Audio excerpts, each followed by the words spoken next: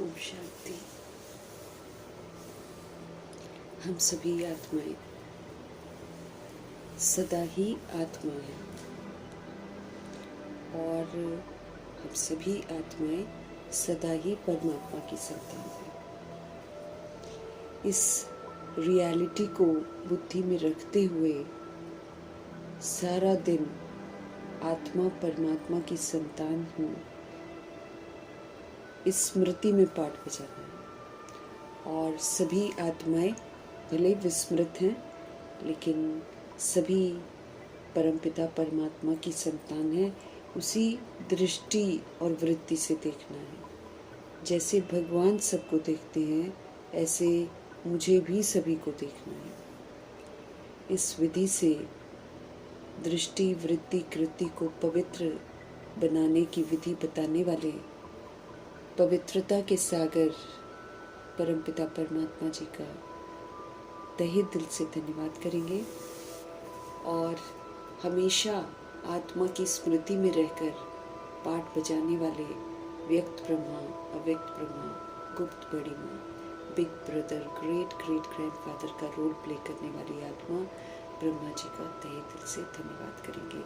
धन्यवाद करते हुए दोनों ज़बरदस्त लाइट्स को हाजिर नाजिर करते हुए मीठे परमात्मा जी के मीठे महावाक्य हम उन्हीं से समझेंगे।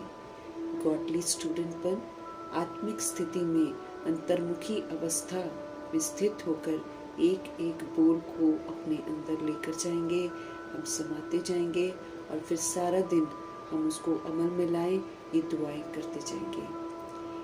इन्हीं दुआओं के साथ दोनों ज़बरदस्त लाइट्स को हासिल नासिर करते हुए मीठे परमात्मा जी के मीठे महावाक्यों की जो शक्ति है पूरे यूनिवर्स में फैले, वायुमंडल में फैले, तत्वों में फैले, दिल से दुआ करेंगे। मीठे परमात्मा जी के मीठे महावाक्यों की शक्ति यूनिवर्स में मौजूद सभी रूहों तक भी पहुँचे, ये भी हम दिल से दुआ करेंगे। उन आत्माओं तक पहुँचे जो इस समय वृद्ध शरीरों में हैं, मोहताज हैं और दैहिक बंधनों में उलझी हुई हैं। इन आत्माओं का बुद्धि का योग परम पिता परमात्मा जी के साथ लगे और ये हल्का महसूस करें, खुश रहें प्रभु जी के साथ और प्रभु जी के यादों में रहकर अपना जीवन सफल करें। दिल से दुआ करेंगे। मीठे मीठे प्यारे प्यारे शिव बाबा के महावाक्यों की ताकत उन आत्माओं तक पहुँचे जो हम आत्माओं के साथ नकारात्मकता से जुड़े हुए हैं, उनके साथ हमारा पाठ अच्छा नहीं रहा। ऐसी आत्माओं तक प्रभु जी की समझ पहुँचे ताकि उनकी बुद्धि से जो हम आत्माओं को लेकर बंधन बना हुआ है उससे वो मुक्त हों। उनका बुद्धि का योग सत्य परमपिता परमात्मा जी के साथ लग जाए, हम आत्माओं से हट जाए। उन आत्माओं के लिए प्रभु जी की समझ समर्पण करेंगे जो हम आत्माओं के साथ लौकिक में कनेक्टेड हैं। उन आत्माओं का बुद्धि का योग भी हम आत्माओं से हट जाए और सत्य परमपिता परमात्मा जी के साथ लग जाए। मीठे परमात्मा जी के मीठे महावाक्यों की ताकत उन आत्माओं तक पहुँचे जो अचानक अकाले मृत्यु के शिकार बन रहे हैं, रूह शरीर छोड़ रहे हैं, इस समय आकारी शरीरों में हैं। उनसे संबंधित जो उनके रिश्तों में हैं वो आत्माएं भी बेचैन हैं। तो बेचैनी का वायुमंडल चारों तरफ फैलता जा रहा है। तो सभी रूहों तक प्रभु जी की समझ पहुँचे। हर रूह जो है परमपिता परमात्मा से अपना संपर्क जोड़े और शांत हो जाए। दिल से दुआ करेंगे। उन आत्माओं के लिए समर्पित करेंगे जो इस समय गर्भ जेल में प्रवेश कर गए हैं। उन आत्माओं के लिए समर्पित करेंगे जो हॉस्पिटलों में पीड़ित हैं, घरों में पीड़ित अवस्था में हैं, जो प्राकृतिक आपदाओं के शिकार हैं और दैहिक हिंसाओं के शिकार हैं, माया के प्रकोप के कारण अलबेली हो गई हैं या फिर तंत्र मंत्र के कारण अलबेली हो गई हैं, जो वाम मार्ग में चली गई हैं, जो जाने की तैयारी कर रही हैं, जो कुमार कुमारियों के शरीरों में हैं, छोटे शरीरों में हैं, सभी को पवित्रता आकर्षित करे, सभी को परमात्मा आकर्षित करे। ये दिल से हम सब दुआ करेंगे। उन आत्माओं तक प्रभु जी की समझ पहुँचे जो अपनी संस्था बनाकर बैठे हैं, खुद भी गुमराह हैं, दूसरों को भी गुमराह कर रहे हैं। उन आत्माओं तक प्रभु जी की समझ पहुँचे जो भिन्न भिन्न सत्ताओं में, भिन्न भिन्न वर्गों में, मठपंथों में बटी हुई हैं, धर्म के नाम पर, जाति के नाम पर, देश के नाम पर, राज्य के नाम पर, रंग रूप के नाम पर जो आत्माएं बटी हुई हैं। सब आत्माओं तक प्रभु जी की समझ पहुँचे। उन आत्माओं तक पहुँचे जो वैश्याएं और गणिकाएं बन गई हैं। उन आत्माओं तक पहुँचे जो यादव कौरव यवन बन गए हैं। उन आत्माओं तक प्रभु जी की समझ पहुँचे जो भूत प्रेत आत्मा बन गई हैं, जो तंत्र मंत्र रिद्धि सिद्धि में उलझी हुई हैं। ऐसी आत्माएं जो है प्रभु जी के साथ जुड़े और सब तरह की हिंसाओं से मुक्त हो जाएं। दिल से हम सब दुआ करेंगे। उन आत्माओं तक प्रभु जी की समझ पहुँचे जो इस समय तरह तरह के नशों में धुत हैं। सभी आत्माओं को ईश्वरीय नशा चढ़ जाए और सारे नशे छूट जाएं। आत्मा पुनः अपने स्वधर्म में लौटे, ये हम सब दिल से दुआ करेंगे। मीठे परमात्मा जी की जो समझ है वो उन आत्माओं तक पहुँचे जहाँ पर अभी तक पहुँची ही नहीं है, और या फिर पहुँचती भी है तो वो सुनना पसंद नहीं करते हैं। तो उन तक भी प्रभु जी की पहुँच जो है समझ की वो पहुँचे और सबको इस दुनिया से वैराग आए और हर आत्मा परमात्मा से जुड़े। उन आत्माओं तक बाबा की समझ पहुँचे जो इस समय अंग तस्करियाँ कर रहे हैं, ह्यूमन फ्लैश एनिमल फ्लैश खाकर एकदम जानवर से बदतर बनते जा रहे हैं। सभी आत्माएं जो हैं जागृत हों, अपने स्वधर्म में लौटे। दिल से दुआ करेंगे, अपने लिए भी दुआ करेंगे कि जो एक एक बोल है हम गॉडली स्टूडेंट बनकर यथार्थ रीति उसको अमल में भी लाएं। बाबा कहते हैं हमारी कथनी और हमारी करनी, हमारे बोल और हमारे स्वरूप बिल्कुल साथ साथ होने चाहिए। इस बात पर भी हम विशेष ध्यान रखते हुए मीठे बाबा की आज की मुरली, अव्यक्त बाप दादा की मुरली उन्हीं से समझेंगे। अव्यक्त बाप दादा हम आत्माओं का ध्यान उन पहलुओं पर खिंचवाते हैं जो हम आत्माओं के लिए बहुत बहुत ज़रूरी है, लेकिन कहीं ना कहीं हम उसमें चूक जाते हैं। इसलिए बाबा हमारा ध्यान खास खिंचवाते हैं अव्यक्त मुरलियों में। अव्यक्त बाप दादा हम आत्माओं को परफेक्ट रूप में देखना चाहते हैं। वो हमारी किसी भी तरह की बहानेबाजी को नहीं सुनते हैं। इसलिए ध्यान से हम बाबा के महावाक्य उन्हीं से समझेंगे। अव्यक्त बाप दादा बोले, बाप वह सर्व का प्रिय बनने के लिए संतुष्ट मणि बनकर हर परिस्थिति के प्रभाव से मुक्त रहो। हमको स्व का भी प्रिय बनना है, हमको बाप का भी प्रिय बनना है, और हमें सभी आत्माओं का प्रिय बनना है, सभी आत्माओं का। तो उसके लिए हमको क्या करना है? बाबा कह रहे हैं बाप का प्रिय बनने के लिए और सर्व का प्रिय बनने के लिए हमको संतुष्ट मणि बनना पड़ेगा।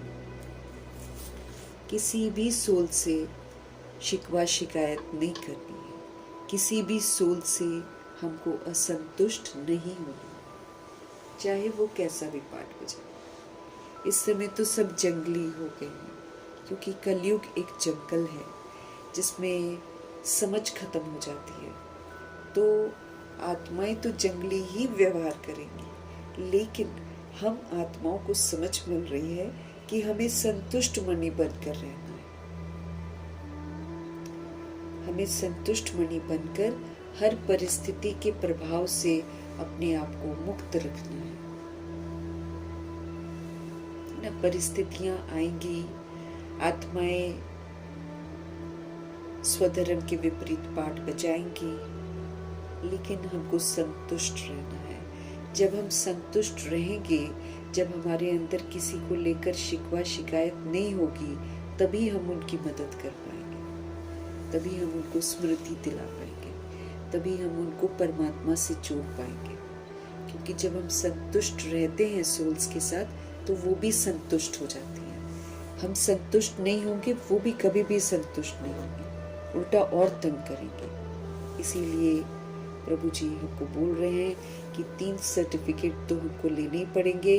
एक स्व से संतुष्टता, एक बाप से संतुष्टता और एक सर्व से संतुष्टता का सर्टिफिकेट तो हमको लेना ही पड़ेगा। लेंगे तो पार होंगे, नहीं लेंगे तो फिर यहीं पर अटक जाएंगे। तो संतुष्ट मणि हमको बनना है, और कोई भी परिस्थितियां जो आ रही हैं उसके प्रभाव में नहीं आना है। जब हम प्रभाव में आते हैं तो हम रिएक्ट करते हैं, हम रिजेक्ट करते हैं, हम क्वेश्चन करते हैं, हम करेक्शन करते हैं, हम हर तरह से विचलित भी होते हैं, है ना, असंतुष्टता जाहिर करते हैं, लेकिन अब नहीं करना है। कोई कैसा भी हो, परिस्थिति कैसी भी हो, मुझे हर तरह के प्रभाव से मुक्त रहना है। आज चारों ओर की संतुष्ट आत्माओं को देख रहे हैं।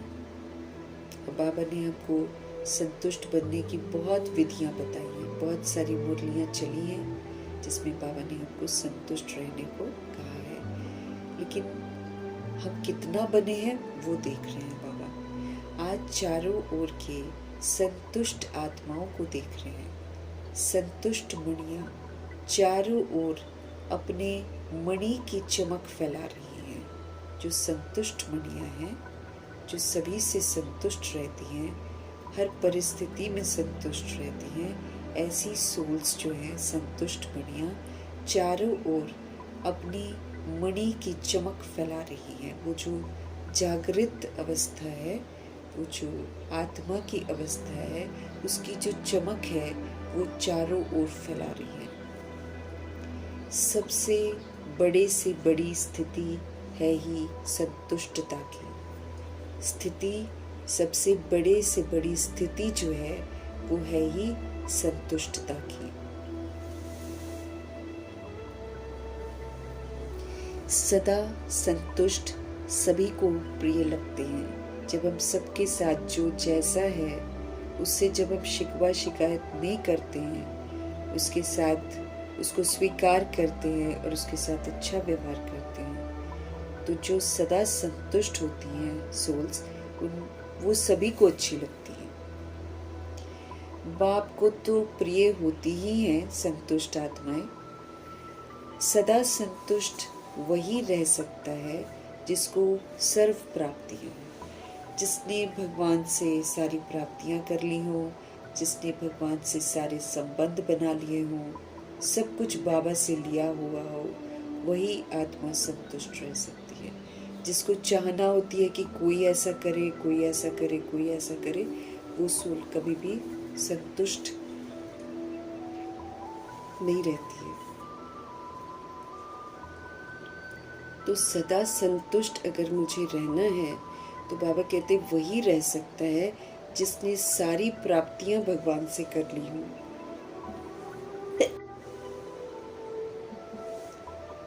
भगवान से सारी प्राप्तियां हो सकती हैं और तो किसी से नहीं हो सकती। अगर हम चाहें कि दुनिया में सारी चीजें हम प्राप्त कर लें तो भी हम संतुष्ट नहीं रह सकते हैं। फिर एक और इच्छा जागृत हो जाएगी कि ये चीज मेरे पास नहीं है। लेकिन जो भगवान का बन जाता है, जो भगवान को संपूर्ण समर्पण कर लेता है, वो फिर हमेशा संतुष्ट रहता है। जिसने भगवान से सारी प्राप्तियां कर ली हो, भगवान से सारे संबंध बना लिए हों, भगवान से सारे खजाने ले लिए हों, उसको अनुभव कर लिया हो, वो फिर कहीं भी और दिमाग नहीं लगेगा उसका। वो फिर भगवान के साथ सब कुछ प्राप्त करके खुश रहते हैं। कहीं भी किसी से कोई चाहना नहीं रखते हैं।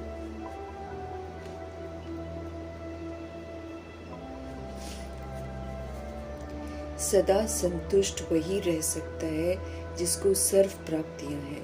प्राप्तियों का आधार जो है वो संतुष्टता है। इसलिए ऐसी सोल्स जो होती हैं वो सर्व ब्राह्मण आत्माओं को प्रिय। बाबा कह रहे हैं सर्व प्राप्तियां जो बाबा से कर लेते हैं ना, प्राप्तियों का आधार क्या है? संतुष्टता है। तब हम संतुष्ट हो जाते हैं जब हम सारी प्राप्तियां कर लेते हैं। प्राप्तियों का आधार संतुष्टता है। इसलिए क्या होता है कि जो संतुष्ट सोल्स होती हैं वो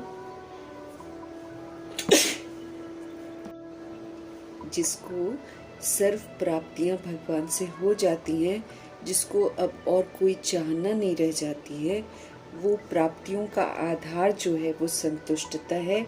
इसलिए ऐसी सोल्स जो होती हैं वो सर्व ब्राह्मण आत्माओं को अच्छी लगती है, प्रिय लगती है, क्योंकि वो किसी से नाराज नहीं होती, किसी से कोई शिकवा शिकायत नहीं करती, है ना।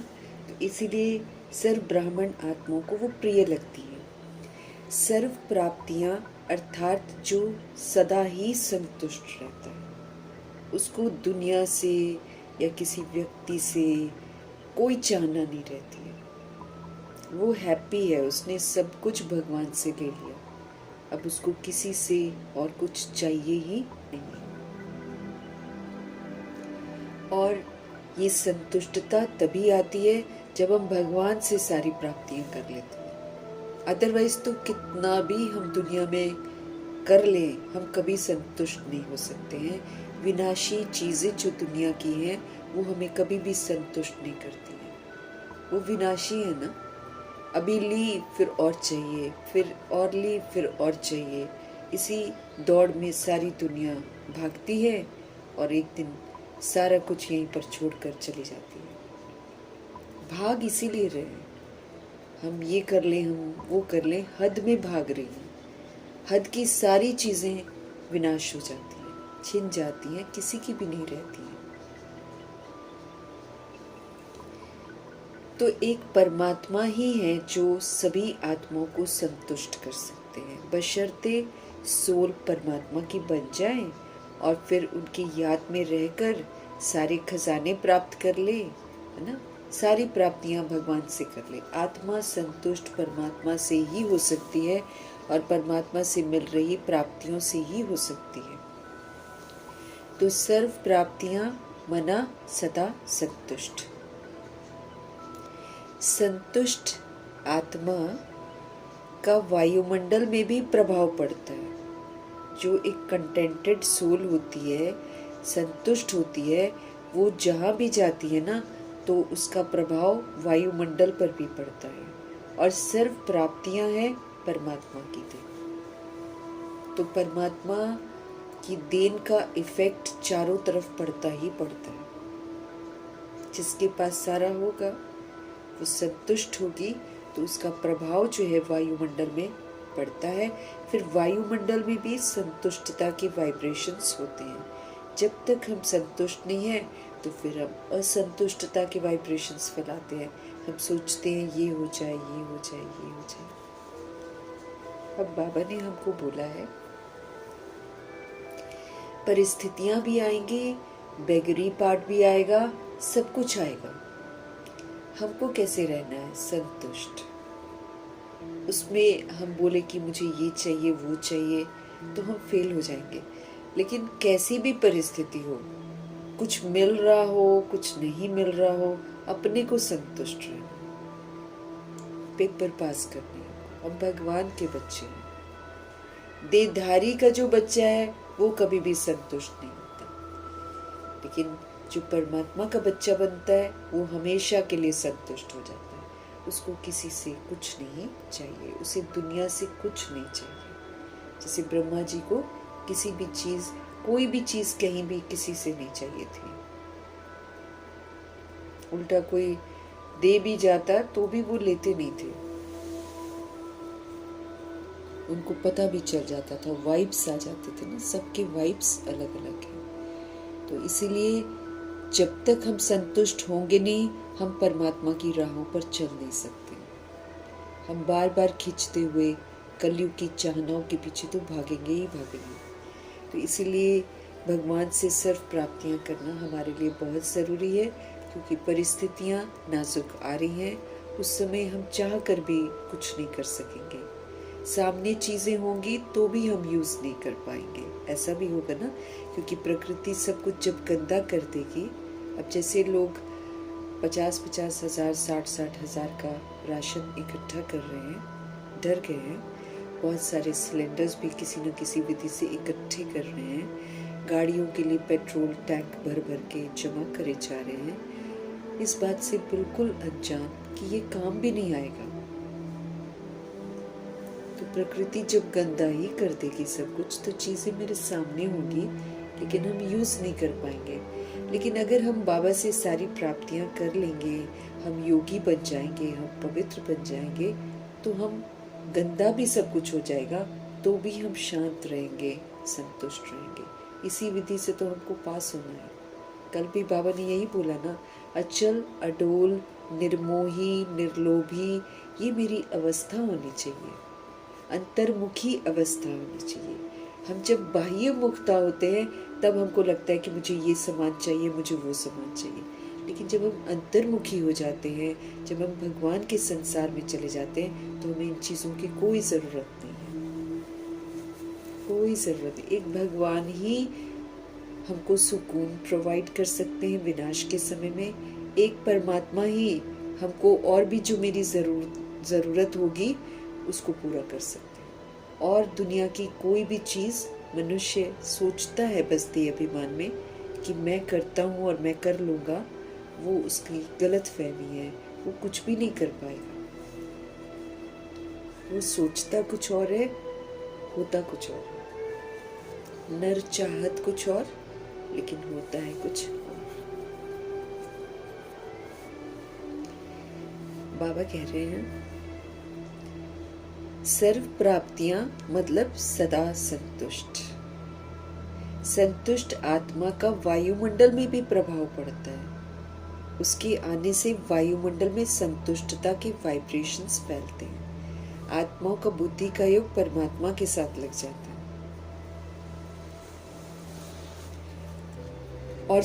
और यही तो हमको करना है।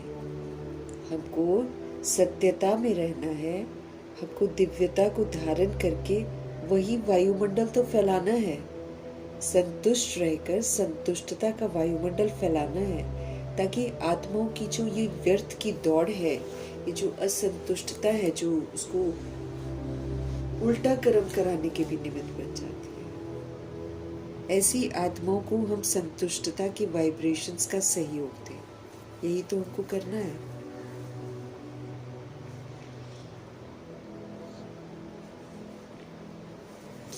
तो जो संतुष्ट सोल होती है उसका वायुमंडल में भी प्रभाव पड़ता है।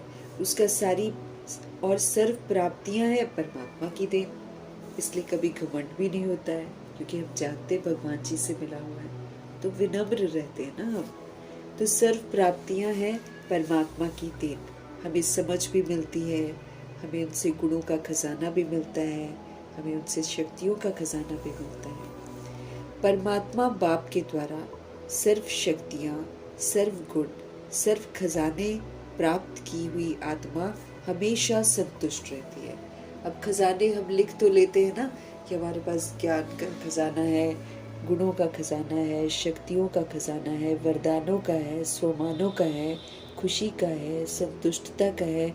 यहाँ तक कि प्रभु जी ने हमारे तन मन श्वास को भी खजाना बना दिया, धन को भी खजाना बना दिया। हमारा बाबा सबसे बड़ा खजाना है, उनकी मुरली सबसे बड़ा खजाना है। इतने खजाने हमको मिल रखे हैं जो हमको तृप्त कर सकते हैं, लेकिन वो खजाने खाली बोलने से, लिखने से, सुनने से मेरे नहीं होते हैं। फिर उनको यूज़ करना होता है। पावर्स को हम समय पर यूज़ करेंगे, विस्तार को सार कर देंगे, समेट देंगे, समा देंगे। जब हम इसमें सफल होते हैं तब ये खजाने मेरे बनते हैं। अदरवाइज तो हम खाली सुन ही रहे हैं, वो तो मेरे तो है ही नहीं है। वरदानों को मैंने यूज़ नहीं किया तो वरदान मेरे है ही नहीं है। खुशी को मैंने यूज़ नहीं करा तो खुशी मेरा खजाना बना ही नहीं है। संतुष्ट हम रहते नहीं है तो संतुष्टता का खजाना मेरा बना ही नहीं है। तो ये सारे खजाने हमको प्राप्त भी तो करने हैं। जो सोल ये सारा कुछ प्राप्त करती है उसको इतना असीम सुख होता है, इतना असीम सुख शांति मिलती है कि उसको दुनिया की कोई भी चीज़ की कोई चाहना नहीं रहती है। वो हमेशा ही संतुष्ट रहती है। जो संतुष्ट आत्मा होती है उसकी स्थिति सदा प्रगतिशील रहती, वही तो प्रोग्रेस करती है। इस ज्ञान मार्ग में वही सोल आगे बढ़ सकती है ना जो संतुष्ट हो जाती है। वो फिर किसी के पीछे नहीं भागेगी, कोई चाहना नहीं रखेगी, तभी तो प्रोग्रेस करेगी ना। जैसे कल बाबा ने बोला, जहाँ जहाँ बुद्धि भटकती है उन रास्तों को ब्लॉक कर दो। एक ही रास्ता है और एक ही मेरा संबंधी है। मैं रूह हूँ, मुझ रूह के लिए एक ही रास्ता है जो बाबा मुझे बताते हैं, और मेरा सर्व संबंधी एक परमात्मा ही है। ये रियलिटी है। अब इसी रास्ते पर चलना है, बाकी सारे रास्ते ब्लॉक कर देने हैं। नहीं ब्लॉक करेंगे तो भगवान जी के नहीं बन पाएंगे, खाली के खाली रह जाएंगे। या जिसके लिए भाग रहे हैं वो सब यहीं रह जाएगा, ना वो मेरे काम आएगा ना औरों के काम आएगा। मतलब रिश्तों के लिए ही हम करते हैं ना, तो रिश्तों के काम में नहीं आएगा। तो प्रभु जी हमको समझ दे रहे हैं कि ये जो खजाने बाबा हमको देते हैं इसको प्रयोग में लाना है। प्रयोग में लाएंगे तब ये खजाने मेरे बनते हैं। बाबा कहते हैं कि जो संतुष्ट आत्मा हो जाती है, जो सारे खजानों को प्राप्त करके संतुष्ट रहती है, उसकी स्थिति हमेशा प्रगतिशील रहती है। वो करते हैं प्रोग्रेस। जैसे बाबा ने ब्रह्मा जी ने सारे रास्ते ब्लॉक कर दिए और तीव्र पुरुषार्थ करना शुरू कर दिया, तो पहुंच गए ना फटाफट मंजिल पर। 33 इयर्स में ब्रह्मा जी और 31 इयर्स में मामा, जिसमें 14 इयर्स उनकी तपस्या थी, आत्मा का पाठ जिसमें पक्का किया था। तो देखो कितनी जल्दी विश्व महाराजन और विश्व महारानी बन गए। तो उनकी स्थिति प्रगतिशील होती है। जो संतुष्ट आत्मा बन जाती है, जो संतुष्ट नहीं है वो भाग दौड़ में ही रह जाती है। परिस्थिति संतुष्ट आत्मा के ऊपर प्रभाव नहीं डाल सकती है। जिसने सब कुछ भगवान से प्राप्त कर लिया, उसके सामने कैसी भी परिस्थिति आ जाए, बेगरी पार्ट आ जाए या अस्त व्यस्तता आ जाए या लॉकडाउन हो जाए, कुछ भी हो जाए, संतुष्ट आत्मा के ऊपर प्रभाव नहीं डाल सकती है परिस्थिति। वो उसमें भी हमेशा संतुष्ट रहेंगे, नो शिकवा नो शिकायत, क्योंकि ये विधि है हमारे हिसाब किताब चुकता करने की। जो भी हमारे साथ होगा वो बहुत कल्याणकारी है।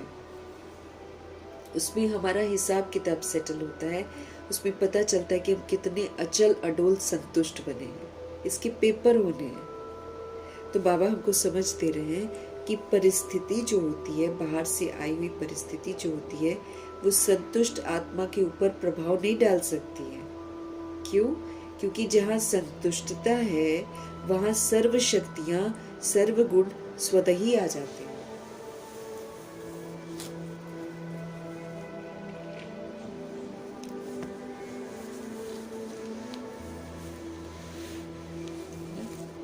कि जहाँ संतुष्टता है, बाबा कहते वहाँ सारी की सारी पावर्स आ जाती, क्योंकि संतुष्ट आत्मा वही है जिसके पास सारी पावर्स है, सारे गुण स्वतः ही उसमें आ जाते हैं। इसलिए वो हर चीज को पार कर लेती है, विस्तार को सार कर लेती है, समेट लेती है, समा लेती है, सहन भी कर लेती है, परख भी लेती है, निर्णय भी कर लेती है और सहयोग भी दे लेती है, सामना भी कर लेती है, सब कुछ कर लेती है संतुष्ट आत्मा, क्योंकि उसने सब कुछ बाबा से प्राप्त कर लिया है।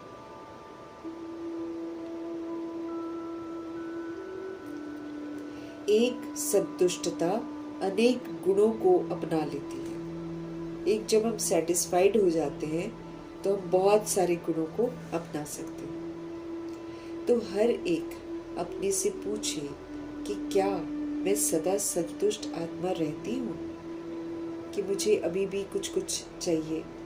अपने आप को हमें चेक करना है, क्योंकि इसका पेपर होएगा, हमारे को पेपर होना है।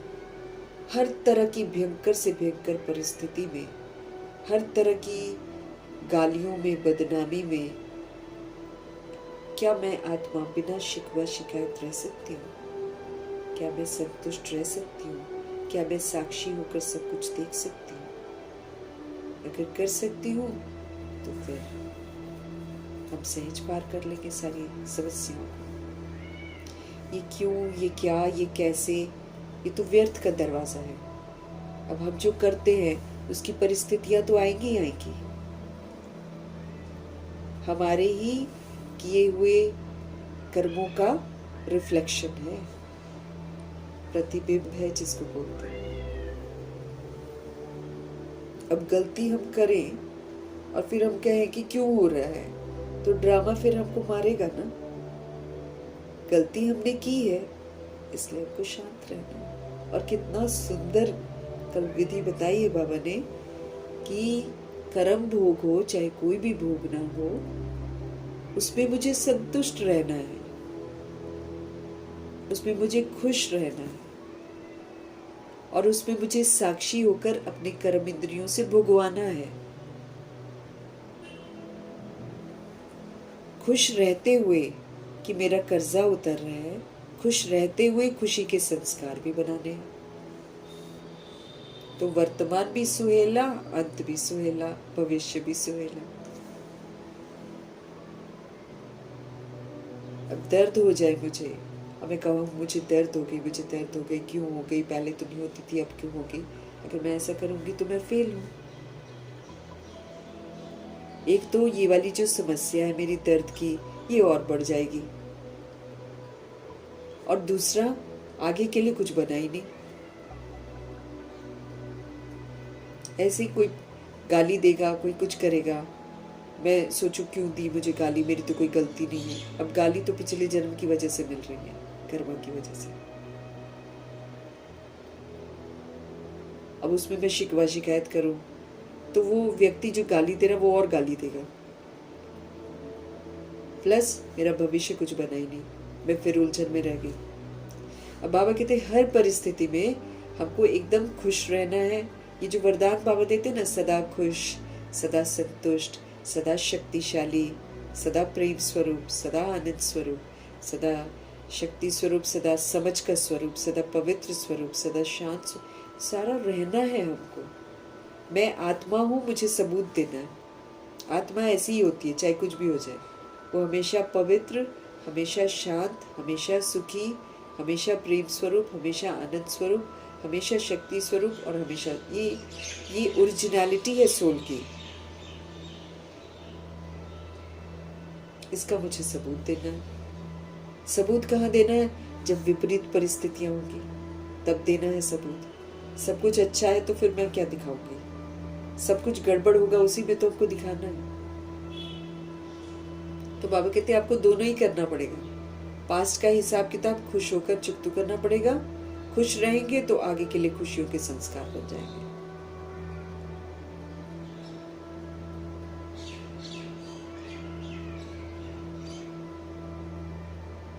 और किसी की गलती देखी है और हम कहते हैं कि इसने ये भूल करी है, तो बाबा कहते हैं सिर्फ यहाँ तक नहीं छोड़ना है, सूक्ष्म उसको पावर दो, बाबा से मिली हुई पावर उसको दो, ताकि वो आत्मा उस कमी कमजोरी से या उस भूल से मुक्त हो जाए। ऐसे हमको कार्य करने हैं।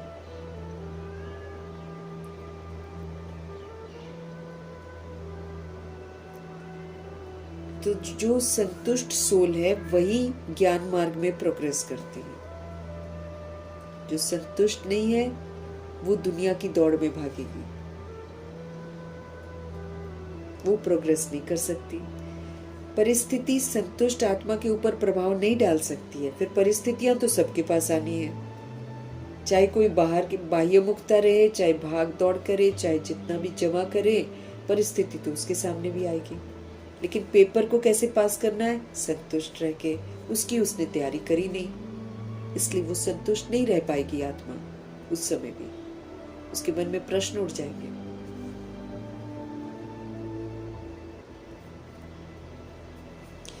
तो परिस्थिति जो है वो संतुष्ट आत्मा के ऊपर प्रभाव नहीं डाल सकती है। क्यों? क्योंकि जहाँ संतुष्टता है, जहाँ सर्व शक्तियाँ, सर्व गुण स्वतः ही आ जाते हैं।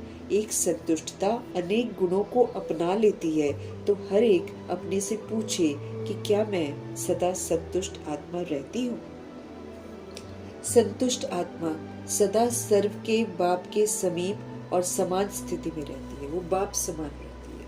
चाहे कोई कुछ भी करे, वो विश्व कल्याणकारी रहेगी, वो शुभ भावना शुभकामनाधारी रहेगी, वो क्षमाशील रहेगी, वो रहमदिल रहेगी, वो परोपकारी रहेगी, वो बाप समान रहेगी ही रहेगी, जो संतुष्ट आत्मा है। तो संतुष्ट सोल जो है वो हमेशा सर्व के बाप के समीप और समान स्थिति में रहती है। लेकिन इस स्थिति में रहने के लिए हमको बहुत साक्षी दृष्टा अवस्था चाहिए। अगर हम चाहते हैं कि हम बाप के समीप रहें, अगर हम चाहते हैं कि हम बाप समान बने, अगर हम चाहते हैं कि सभी के समीप हम रहें, तो ये बहुत ज़रूरी है कि स्थिति में रहने के लिए हमें बहुत साक्षी दृष्टा अवस्था चाहिए। साक्षी दृष्टा अवस्था मतलब डिटैच्ड ऑब्जर्वर, है ना। डिटैच होकर देखना, उसके प्रभाव में नहीं आना, लेकिन इधर से श्रेष्ठ सहयोग देना।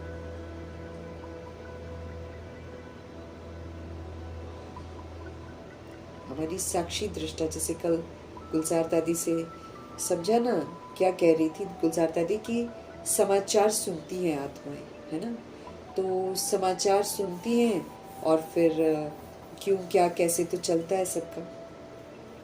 तो यूं तो हमको समाचार नहीं सुनना, ठीक, लेकिन अगर अवेयरनेस के लिए हम सुन भी लेते हैं तो फिर हमको वो जो समस्या है या वो जो प्रॉब्लम होती है उसको हमको डिटैच्ड ऑब्जर्वर की तरह देखना है, मतलब न्यारा होकर देखना है, प्रभाव में नहीं आना है कि वो ऐसे कर रहे हैं वो ऐसे कर रहे हैं, अपना खून नहीं जलाना है, लेकिन उसको परिवर्तन करने का, उसको उस समय जिस चीज़ का सहयोग चाहिए वो सहयोग ज़रूर देना। तब तो हमने कुछ किया ना, नहीं तो समाचार सुनकर क्या किया। अगर हमने आम लोगों की तरह क्वेश्चन करेक्शन ही किया या उसकी निंदा करी तो वो सोल जो बैड कर रही है ना वो और बैड करेगी। लेकिन जब हम उसके किए हुए के प्रभाव में नहीं आएंगे, लेकिन हम श्रीमद् प्रमाण चलकर उस प्रॉब्लम को ख़त्म करके उस सोल को मुक्त कर सकते हैं, वो सेवा हमको ज़रूर करनी है। इसलिए बाबा हमको बोल रहे हैं कि अगर हम चाहते हैं कि हम बाप के समीप आ जाएं या बाप समान स्थिति अपनी बना ले, विश्व कल्याणकारी की स्थिति बना ले, अगर हम चाहते हैं कि सर्व के हम समीप आ जाएं, तो ये बहुत ज़रूरी है कि हमें साक्षी दृष्टा होकर पाठ बजाना। बहुत साक्षी दृष्टा अवस्था चाहिए, किसी भी चीज़ का प्रभाव मेरे पर नहीं पड़ना चाहिए। एक मूवी हम देख रहे हैं वैसे ही हमको देखना है।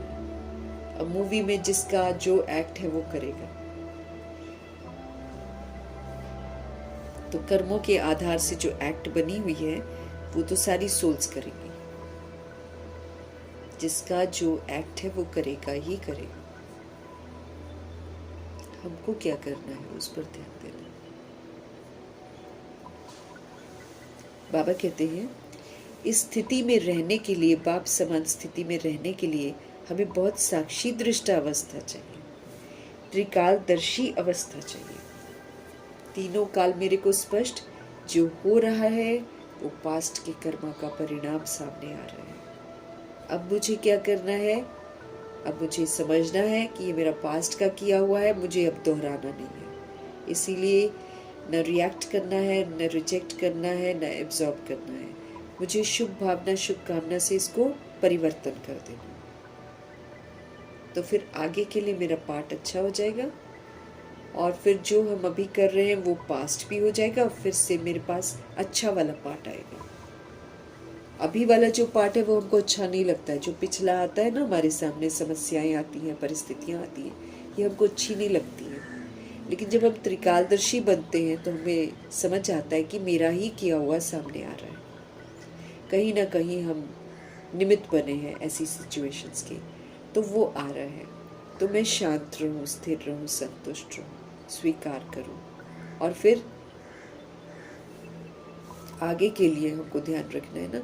तो आगे के लिए फिर मैं श्रेष्ठ पाठ बजाऊं, ताकि अब जो मैं कर रही हूँ वो जब पास्ट हो तो अच्छा वाला पास्ट हो, ताकि जब वो मेरे सामने आए तो मुझे अच्छा लगे। जैसे अभी बाबा सतयुग की तैयारी करा रहे हैं ना, तो अगर हम सतयुगी बन जाते हैं अभी, तो फिर सतयुगी विशेषताएं तो मेरे सामने आएगी। हम भविष्य भी तो बना रहे हैं ना, फिर वो हमारे सामने आएगा तो हमको अच्छा लगेगा। तो बाबा कह रहे हैं बहुत साक्षी दृष्टा अवस्था चाहिए अगर हम चाहते कि हम बाप समान स्थिति अपनी बना लें। बहुत साक्षी दृष्टा अवस्था चाहिए, त्रिकालदर्शी अवस्था चाहिए, तीनों कालों का ज्ञान बिल्कुल हमें स्पष्ट होना चाहिए। बाबा कहते हैं हर कर्म त्रिकालदर्शी, अर्थात हर बात के तीनों कालों को परख कर फिर कर्म करने वाले, सोच समझ कर कर्म। पहले तो हमने बेसमझी में किए हुए, बिना सोचे समझे हम कर्म करते थे। अभी बाबा कहते हैं कि ब्रह्मा जी को सामने रख लो, इन्होंने किया है तो तुम करो, इन्होंने नहीं किया है तो तुम भी मत करो। इन्होंने सोचा है तो तुम सोचो, नहीं तो मत सोचो। इन्होंने अगर बोला है इस विधि से तो बोलो, नहीं तो मत बोलो। इतना हमको त्रिकालदर्शी बनकर चलना। हर कर्म जो हम करते हैं वो हमें त्रिकालदर्शी होकर करना है, अर्थात हर बात का तीनों कालों को परख कर फिर कर्म करना है कि अगर हम करते हैं तो इसका परिणाम क्या होगा, क्योंकि जो परिणाम होगा वो मेरे सामने ही आए। इसलिए सोच समझ कर करना है कि जब हमारा किया हुआ ही सामने आता है तो हम क्यों ना सोच समझ कर करें। इसके लिए बाबा कहते हैं 2 बातें जरूरी है। वो 2 बातें हैं, एक है संबंध और दूसरा है संपत्ति। एक है संबंध और दूसरा है संपत्ति। अब हम रूहें हैं, हम रूहों का संबंध भी अविनाशी और हमारी संपत्ति भी अविनाशी है। बाबा से हमको जो खजाने मिलते हैं वो हमारी संपत्ति है और शिव बाबा ही मेरा सर्व संबंधी है। रियलिटी यही है। तो फिर अविनाशी बाप से हमारा अविनाशी संबंध है और उन्हीं से हमको अविनाशी संपत्ति मिलती है। रूह को खजाने चाहिए ना अविनाशी, तो उसको अविनाशी संपत्ति मिलती है। वो प्राप्त होता है अविनाशी बाप के द्वारा। जब अविनाशी संपत्ति और संबंध प्राप्त हो जाते हैं तो फिर आत्मा संतुष्ट हो जाती है। वही कल वाला एक ही रास्ता और एक से सारे संबंध। जब हम ये वाली अवस्था बना लेते हैं हम एकदम संतुष्ट हो जाएंगे, क्योंकि बाबा ही संतुष्ट कर सकते हैं। और रूह जो है वो जो अविनाशी सूक्ष्म संपत्ति है उसी को प्राप्त करके खुश होती है। ये रूह जितना भी करेगी ना दुनिया की चीज़ें, ये वाला महंगी चीज़ खरीद लो, वो महंगी चीज़ वो कभी भी तृप्त नहीं होगी। थोड़े दिन बाद फिर सोचेगी ये भी होना चाहिए मेरे पास, ये भी होना चाहिए मेरे पास। उसके मन में ये चीज़ें आती ही रहेंगी।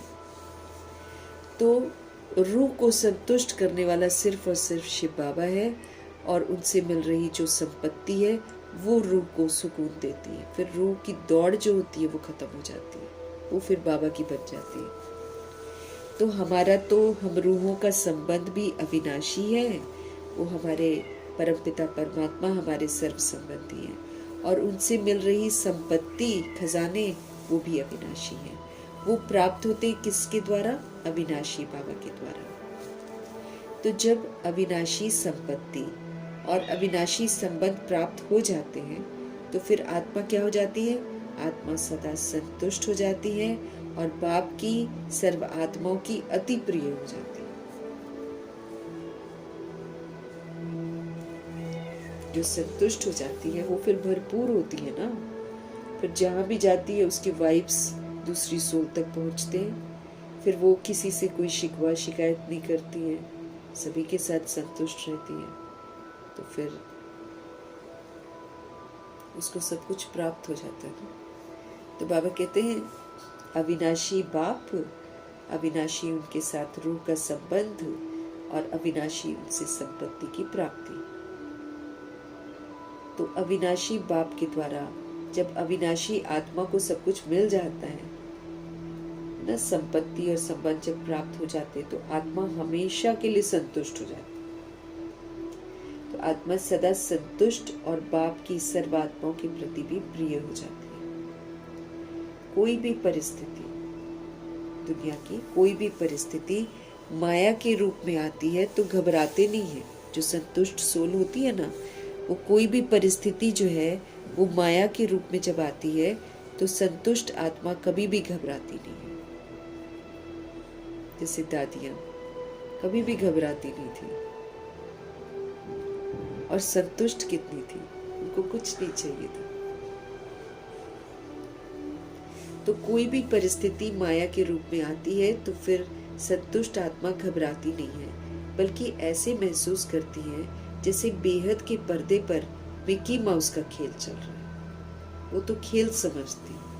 कि इस बेहद के पर्दे पर मिक्की माउस का खेल चल रहा है। वो फिर परेशान नहीं होते हैं, मिक्की माउस का खेल देख मनोरंजन करते हैं।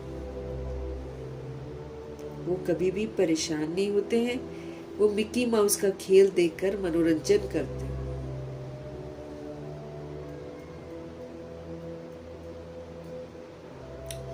माया के भिन्न भिन्न रूप, माया के भिन्न भिन्न मिक्की माउस के रूप हैं, अनुभव करते हो?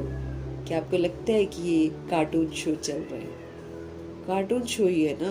हाँ, सोल्स ऊपर से आई है, ये मेरा है, ये मेरा है, ये मेरा है, छोटे बच्चों की तरह कर रही है। उसमें फिर किसी से छीन रही है, किसी से ले रही है, किसी से कुछ कर रही है, तंग कर रही है सबको, है ना। तो ये क्या है? कार्टून शो है। सोच रहे हैं हम पूरे वर्ल्ड पर राज्य करेंगे। उसके लिए क्या कर रहे हैं? बॉम्ब्स चलाएंगे, सबको मारेंगे हम, फिर हम राज्य करेंगे, हम पॉपुलेशन को कम करेंगे। कार्टून शो नहीं है तो और क्या है? कर कुछ नहीं पाएंगे, खुद भी मर आ जाएंगे बॉडी। लेकिन देखो, बच्चों की तरह ये मेरा है, मेरा है, तुम मुझे ये दे दो, मैं तुम्हें नहीं रखने दूंगा, मैं तुम्हारे पानी रोक दूंगा, मैं तुम्हारा वो रोक दूंगा, ऐसे कर रही हैं आत्माएं। उसमें कॉमन जो है पब्लिक आत्माएं जो लड़ना नहीं चाहती, उनको भी घसीट रहे हैं। तो कार्टून शो है ये।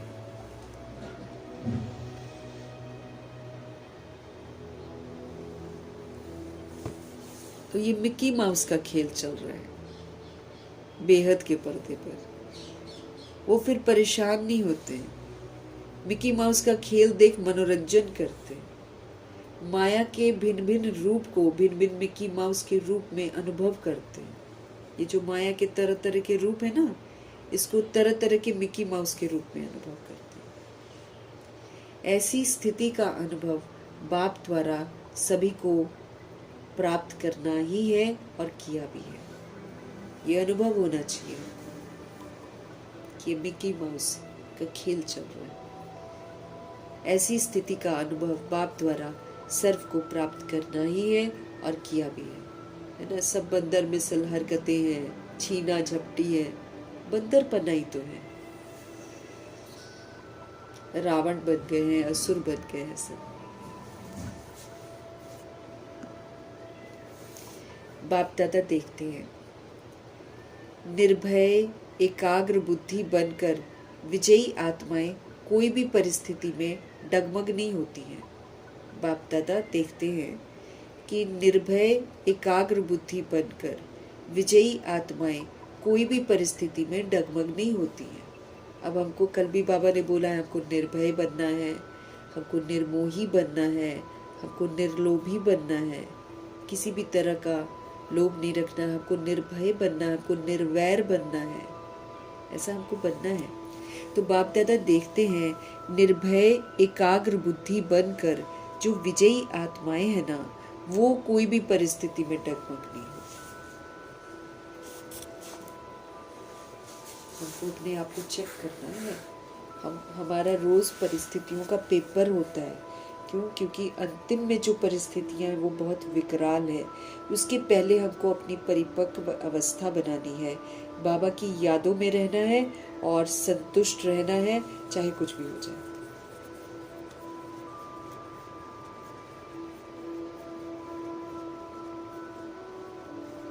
तो निर्भय एकाग्र बुद्धि बन विजयी आत्माएं जो है ना, वो कोई भी परिस्थिति में डगमग नहीं होती हैं।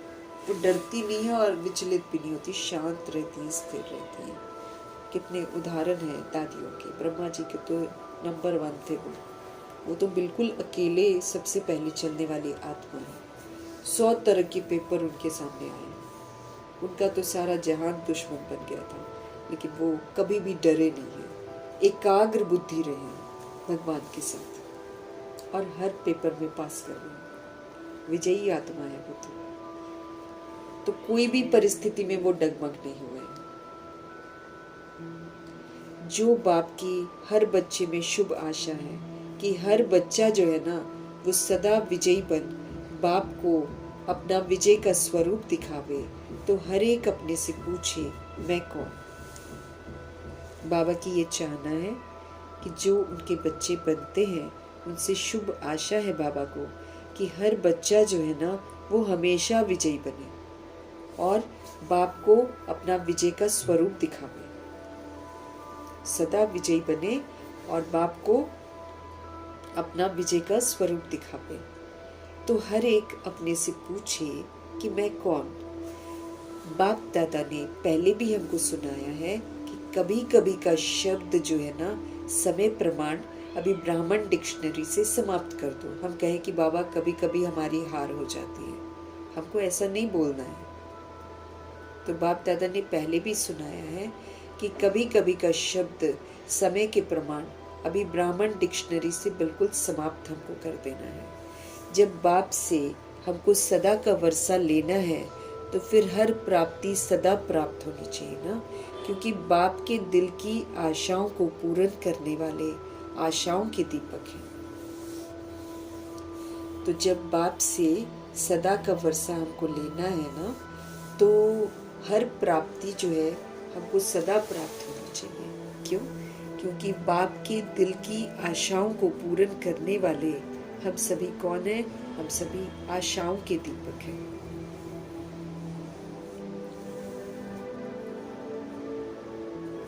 उनके संकल्प में भी कभी कभी शब्द आ नहीं सकते, क्योंकि कभी कभी अगर शब्द आता है तो मतलब कभी कभी हम हार खाते हैं, फिर तो हम बाबा के आशाओं के दीपक नहीं है।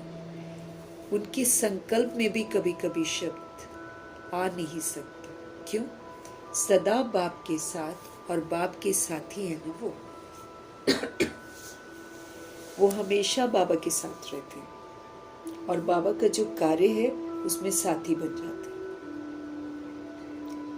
साथ रहने वाले भी और साथी बनकर वो विश्व परिवर्तन का कार्य करने वाले हैं। अब बाबा ने आकर हमको बताया कि 5000 वर्ष का ये ड्रामा है, अब ये खत्म होने वाला है। बाबा ने हमको ये भी बताया कि जो हम आत्माएं हैं जो सतयुग त्रेता युग में आने वाली हैं, हमारा पाठ पूरा हो गया है। ये तो एक्स्ट्रा टाइम हमको मिला है ताकि ये जो ड्रामा की सजाओं के कटघरे में हम खड़े हैं उस कटघरे से बाहर आ जाए। ड्रामा किसी को छोड़ने वाला नहीं है ना। जैसे बाबा ने बोला कि तुमने जो पार्ट बजाया है ड्रामा तुमसे पूरा बजवाएगा। अगर तुमने गलत पार्ट बजाया है वो तुमसे गलत पार्ट पूरा बजवाएगा। क्यों? क्योंकि नूद हो गई है, हमने रिकॉर्ड कर दिया है, इसलिए चाह कर भी हम उस पार्ट से बाहर नहीं आ सकते। तो अभी ये संगम युग का समय है जब बाबा हमको मिलते हैं, हमें हर बात की समझ देते हैं। तो अब मुझे आत्मा को समझ से चलना है, मुझे बाबा के साथ रहना है और कोई साथ नहीं करना है। बाबा कहते सारे रास्ते ब्लॉक कर दो और एक साथी, और बाबा का साथी भी तो बनना है। अब बाबा इतनी मेहनत कर रहे हैं पूरे विश्व को परिवर्तन करने के लिए, उसमें मुझे आत्मा को स्व परिवर्तन करके विश्व परिवर्तन में सहयोग देना है। लेकिन पहले मुझे स्व परिवर्तन करना, मतलब देह भान से, देह अभिमान से आत्म अभिमान में आना है। फिर तमोगुणी से सतोगुणी बनना है, फिर तमो प्रधान से सतो प्रधान बनना है। आयरन एज की खाद रजोगुणी और तमोगुणी खाद को खत्म करना है याद से। फिर से मुझे शक्तिशाली बनना है, फिर से मुझे अपने स्वधर्म में लौटना है, स्वरूप में लौटना है। फिर से मुझे सत्यता दिव्यता को धारण करना है। फिर से सारी जो परिस्थितियां आती हैं उसको पार करना है, खुश रहना है, संतुष्ट रहने का सबूत देना है, सपूत बच्चे का सबूत देना है, राइट हैंड का सबूत। उसके लिए मुझे टाइम मिला। टाइम तो खत्म है, हमारा टाइम तो खत्म है, ड्रामा इज ओवर, है ना। बाबा तब आते हैं जब परिवर्तन करने का समय आ जाता है, जब बहुत जरूरी हो जाता है अपने आप को चेंज करना, तब बाबा आते हैं। बीच में थोड़ी आते बाबा। तो हमारा काम क्या है? हमको सदा अपने शिव बाबा के साथ रहना है और फिर जो उनका कार्य चल रहा है उसमें मुझे साथी बनना है। तो स्व परिवर्तन से विश्व परिवर्तन का कार्य करने वाले हैं हम सब, ये हमको याद दिला रहे हैं। तो बोलो, ये जो सदा का वरदान है बाप दादा द्वारा प्राप्त कर लिया है ना, तो बाबा ने जो हमको वरदान दे रखे हैं कि हम आशाओं के दीपक हैं और सदा हैं, तो क्या हमने अपने आप को सदा बाप के साथ रख कर उनके कार्य में साथी बनकर स्व परिवर्तन कर विश्व परिवर्तन के कार्य में अपना समय दे रहे हैं? तो बोलो, ये सदा का वरदान बाप दादा द्वारा हमने प्राप्त कर लिया है ना।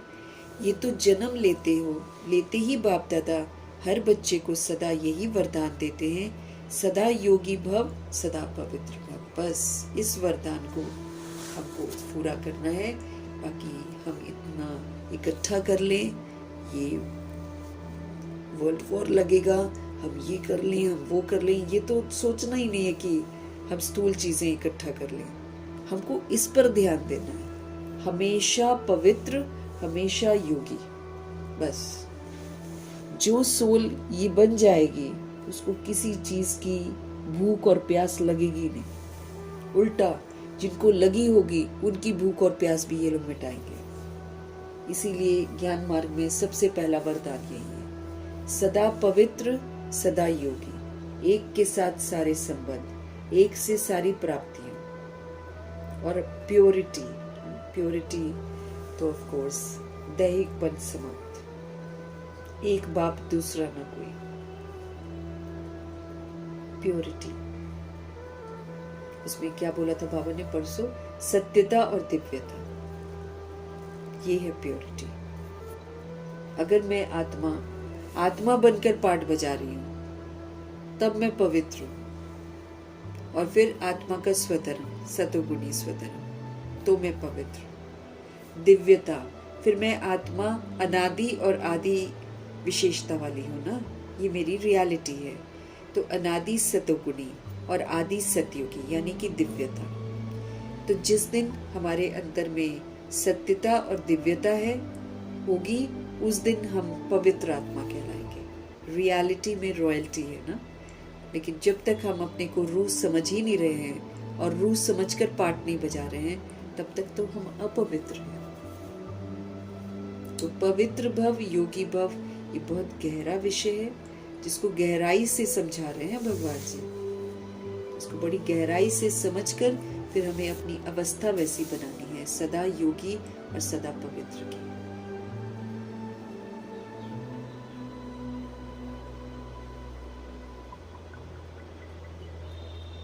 तो ये जो वरदान हमको मिल रहा है, उस वरदान द्वारा जो भी प्राप्तियां होती है ना, वो सदा के लिए होती है,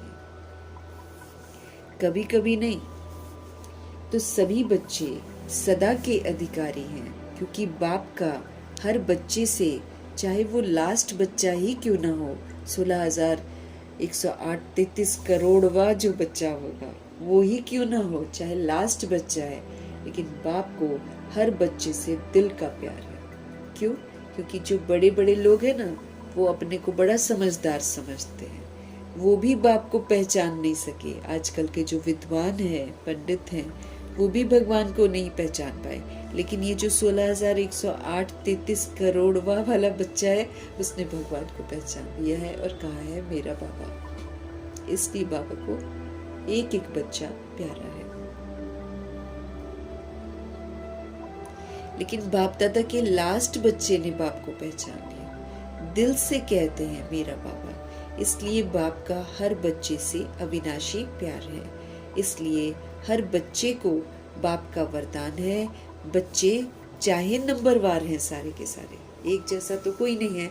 बच्चे चाहे नंबरवार हैं, लेकिन बाप दादा रोज एक ही समय एक ही वरदान सभी बच्चों को इकट्ठा देते हैं। मुरली किसके लिए? सभी आत्माओं के लिए। 16,108,33 करोड़ बच्चों के लिए मुरली है।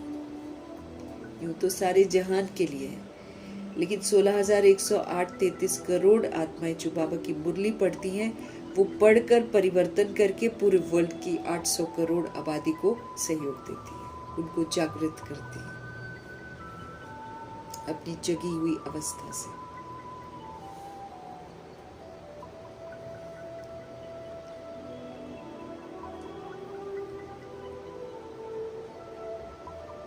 हर बच्चे को बाप का वरदान है।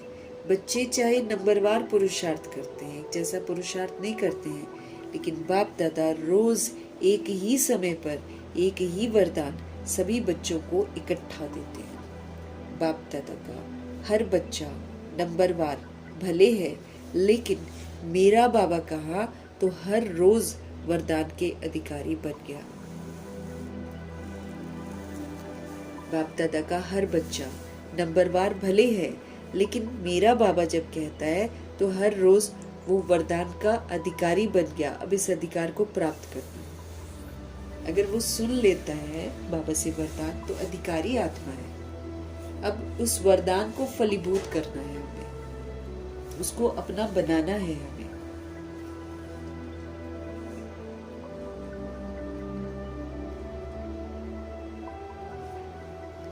बाप दादा का हर बच्चा नंबरवार भले है, लेकिन मेरा बाबा कहा तो हर रोज वरदान का अधिकारी बन गया। हर एक बच्चे को, चाहे कहाँ भी रहते हैं, इंडिया में रहते हैं या फॉरेन में रहते हैं, लेकिन वरदान सभी को एक ही बाप दादा का मिलता है। और वरदान को प्राप्त कर खुश भी होते हैं। लेकिन दो प्रकार के बच्चे हैं। एक बच्चे वरदान को देखकर खुश जरूर होते हैं, लेकिन आगे नंबर वही लेते हैं जो सिर्फ वरदान को देखकर खुश नहीं होते हैं, सिर्फ वर्णन नहीं करते हैं कि ये मेरा वरदान है, लेकिन वरदान को फलीभूत करते हैं। अब जो वरदान होता है ना, ऊपर वो हेडिंग होता है, फिर उसके बाद उसका विस्तार बाबा बताते हैं। अब जिस दिन वरदान हमको मिलता है उस दिन उसको लेकर सिचुएशन जरूर आती है। जिस दिन भी वरदान बाबा देते हैं उस दिन वो सिचुएशन जरूर आती है, उसमें हमको अलर्ट रहना है और वरदान का विस्तार जैसे बाबा ने बताया है उस विस्तार को यूज करके सफलता प्राप्त करके वरदान को अपना बनाना है। उसके बिना वरदान मेरा नहीं बनता है। फिर तो हम खाली सुनते हैं और खुश होते हैं, लेकिन वरदान मेरा तब बनेगा जब मैं उसको फलीभूत करूंगी, अर्थात जैसे बाबा वरदान देते हैं वैसे मैं उसका प्रयोग भी करूं।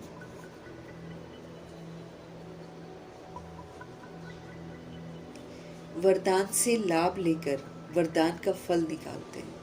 वरदान से हमको लाभ लेना है, जो उसका मतलब सोल जो सशक्त बनती है वरदान से। बाबा कहते उसका लाभ तो ले लो ना। वरदान से लाभ लेकर फिर वरदान का फल निकालते हैं, उसको यूज करते हैं, उसको प्रयोग करते हैं। फिर बाद में वरदानी मूर्त भी तो एंड में बनना है। जो वरदान हमको मिला वो फिर दूसरों को भी वैसे ही वरदानी बोल बोलने हैं, उसके लिए भी बोल बोलने हैं जो हम लोग को देखकर विस्मृत हुए, उनका फिर हमारे से कनेक्शन हो जाता है। तो वरदानों को फलीभूत जरूर करना है, अर्थात जैसे बाबा ने बोला हुआ है वैसे उसको यूज करके अपना बनाना है। एक बार यूज कर लेंगे, अनुभव कर लेंगे तो कभी भी नहीं भूलेंगे, इसलिए अनुभव करना बहुत जरूरी है।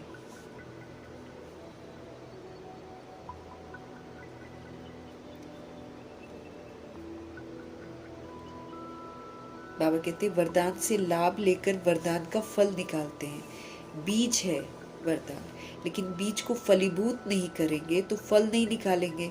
तो सिर्फ खुशी होती है कि वरदान से फल निकालने के लिए, जैसे कोई भी बीज होता है, बाबा कहते हैं उसका फल निकालने के लिए उनको पानी और धूप तो जरूर चाहिए, अभी तभी तो फल निकलता है ना। तो यहाँ भी हर बच्चे को जब वरदान का फल निकालना है जिससे विस्तार होता जाए, अपने ही मन में वरदान के फल द्वारा वृद्धि होती जाए, तो यहाँ भी बाप कहते हैं कि वरदान का फल निकालने के लिए बार बार हमको क्या करना पड़ेगा, वरदान को स्मृति में लाना पड़ेगा बार बार।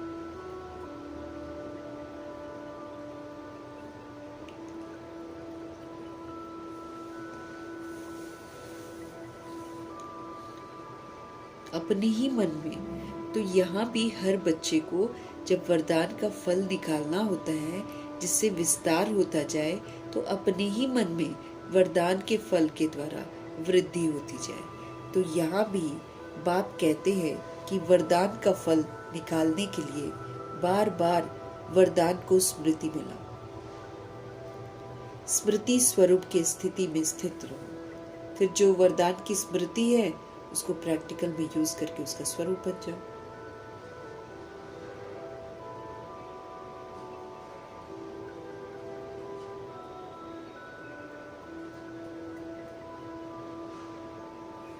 बाबा कहते हैं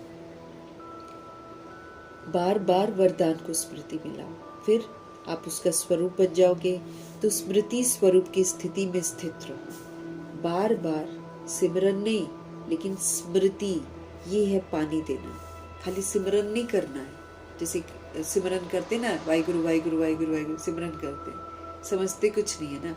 लेकिन स्मृति मीन्स अवेयरनेस, जागरूकता।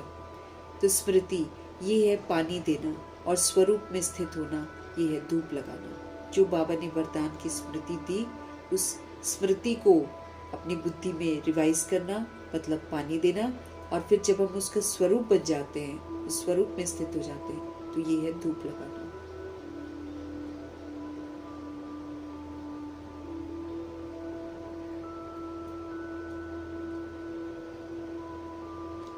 तो बाबा कहते हैं स्मृति ये है पानी देना, और स्वरूप में स्थित होना ये है धूप लगाना।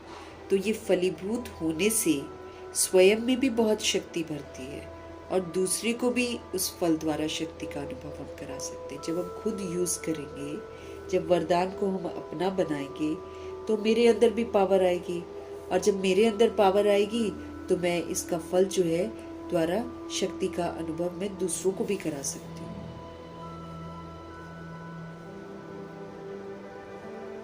जैसे दादी प्रकाश मणि कहती है कि तुम किसी की विशेषता नहीं लिख पाए हो, इसका मतलब तुमने वरदान ही स्वीकार नहीं किया है। क्योंकि वरदान सभी सोल्स के लिए है। जब हम उसको स्वीकार करते हैं तो वही वरदानी बोल हम दूसरों के लिए भी बोल सकते हैं। हम बोल सकते हैं ये विश्व कल्याणकारी आत्मा है, शक्तिशाली आत्मा है, त्रिकालदर्शी आत्मा है, नूरे रतन है, हम बोल सकते हैं ना।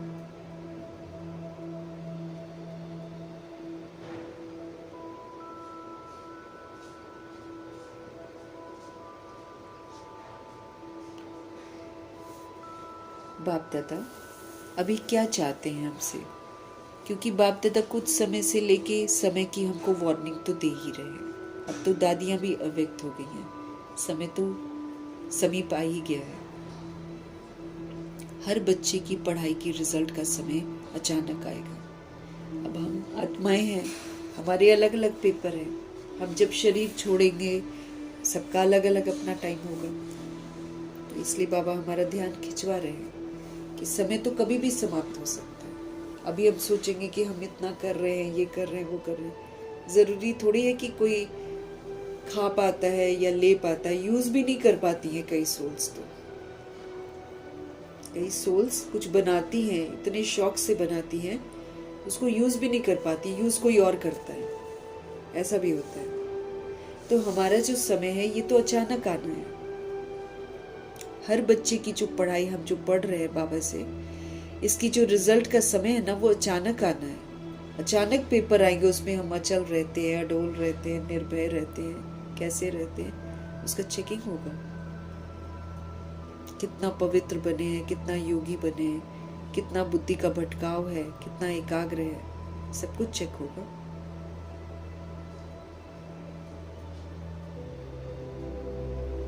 तो बाप दादा कुछ समय से लेके समय की वार्निंग हमको दे रहे हैं। हर बच्चे की पढ़ाई की रिजल्ट का समय अचानक आना है। इसके लिए हमको क्या करना पड़ता है? सदा एवर रेडी, एकदम तैयार। ज्ञान भी पूरा अच्छे से समझ लिया, उसको यूज भी कर लिया, गुण सारे व्यवहार में ले आए, शक्तियाँ सारी धारण कर ली, वरदान धारण कर लिए, और स्वमान सारे धारण कर, ऐसे हमको तैयार होना है ना। ज्ञान के अस्त्र शस्त्रों के साथ मुझे तैयार होना है, तभी तो पेपर पास करेंगे। इसलिए एवर रेडी बनना है, सदा एवर रेडी। साथ साथ बाप दादा हमको ये भी इशारा दे रहे हैं कि अभी समय किसका है? उड़ती कला में जाने का समय है। उड़ती कला के तीव्र पुरुषार्थी का, जो तीव्र पुरुषार्थी है वो उड़ता है, क्योंकि तीव्र पुरुषार्थी गलती नहीं करता, करता भी है, अगर एक बार हो भी जाती है उसको तुरंत करेक्ट करता है, फिर दोबारा नहीं करता। तीव्र पुरुषार्थी, उड़ती कला। चल रहे हैं नहीं, उड़ रहे हैं। साधारण रीति से अपनी दिनचर्या व्यतीत करना, अब वो समय कॉमन पुरुषार्थ का गया। ऑर्डिनरी वे में उठे, चलो जी थोड़ा सा अमृत वेला कर लिया और थोड़ा सा मुरली पढ़ ली, अपने अपने सहूलियत के अनुसार मुरली पढ़ ली, और फिर सारा दिन ऑर्डिनरी कर्मा हमारी ज़िंदगी के जो भी होते हैं वो कर लिए, फिर वापस आए, खाना वाना खाया, फिर सो गए। ये तो ऑर्डिनरी लोग कर रहे हैं, उठ रहे हैं, नाश्ता बना रहे हैं, कर रहे हैं, फिर दोपहर का टाइम आ गया फिर कर रहे हैं, फिर शाम का टाइम आ गया फिर कर रहे हैं, फिर बातें कर रहे हैं इधर उधर खड़े होकर, बस ऑर्डिनरी दिनचर्या। तो साधारण रीति से अपनी दिनचर्या व्यतीत करना अब वो समय कॉमन पुरुषार्थ का गया। इसलिए बाप दादा हम आत्मा को इशारा दे रहे हैं कि हर सेकंड हर संकल्प अपना चेक करो, हर सेकंड हर संकल्प अपना चेक करो। क्या संकल्प श्रीमत प्रमाण है, शुभ है, शुद्ध है, सकारात्मक है, कल्याणकारी है।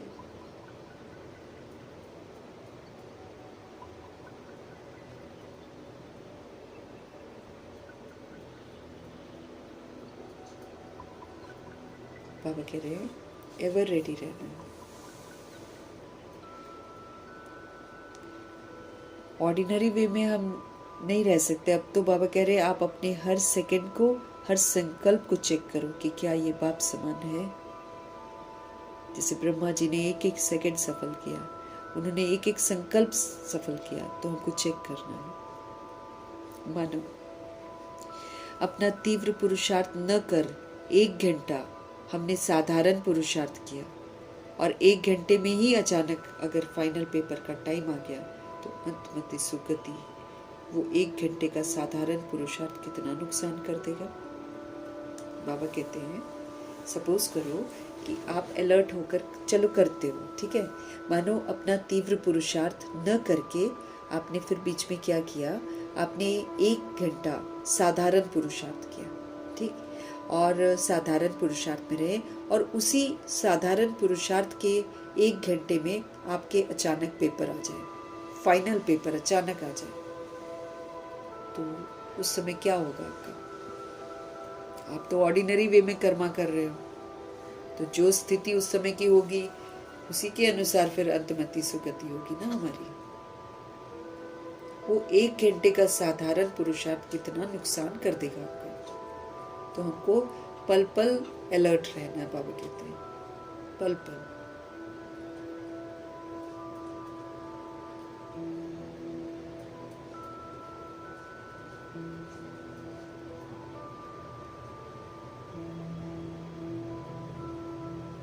बाबा कहते हैं उसी 1 घंटे में जब आप ऑर्डिनरी पुरुषार्थ कर रहे हो और आपका अचानक फाइनल पेपर आ गया, इसलिए दफ्तर भी जाते हैं तो हमको बड़ा अलर्ट रहना है। बाबा क्या बोलते हैं, अगर आप ऑफिस भी जा रहे हो आप हमेशा ये सोचो कि मैं सेवा स्थान पर जा रहा हूँ, मैं एक घर भी सेवा स्थान, एक सेवा स्थान से मैं दूसरी सेवा स्थान पर जा रहा हूँ, रास्ते में भी सेवा, ऑफिस में भी सेवा, मतलब हमेशा अलर्ट अटेंटिव, हमेशा आत्मा।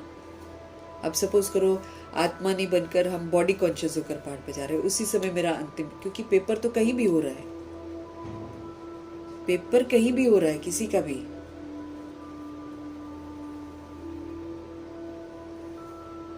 अब मथुरा में जो यमुना में आत्माएं जो है ना, 13-14 आत्माएं बोट में मतलब वो कर रही थी, जा रही थी, और खूब भजन बंदगी में लगे हुए हैं, खूब। अचानक ही नाव पलट गई, डूब गए सब। वो जो सुरक्षा का पहनना था वो भी उन्होंने नहीं पहना। मजे में भजन बंदगी का वो गए वहां पर तीर्थ करने। उन्होंने सोचा कि हम घर वापस नहीं आएंगे, घर में इतना सारा सामान इकट्ठा करके रखा है, इतने सारे लोग ताले लगा लगा कर चीजें सामान इकट्ठा करके रखते हैं, उस सब के सब वहीं रह गए। जाते समय उन्होंने सोचा कि हम वापस नहीं आएंगे, भले जाते समय घर में कितने कितने ताले लगा कर गए होंगे। ये है लाइफ। तो हमारा पेपर तो कभी भी होगा। कोई गारंटी है? बाबा कहते तुम्हारी बॉडी की कोई गारंटी है? बाबा ने हमसे पूछा है। हमारा तो पाठ खत्म हो गया जब बाबा आए हैं, तभी तो पढ़ाई चल रही है। कलयुग का रोल तो हमको प्ले ही नहीं करना है, बाबा ने बोला है। उसको तो बिंदी लगा देनी है।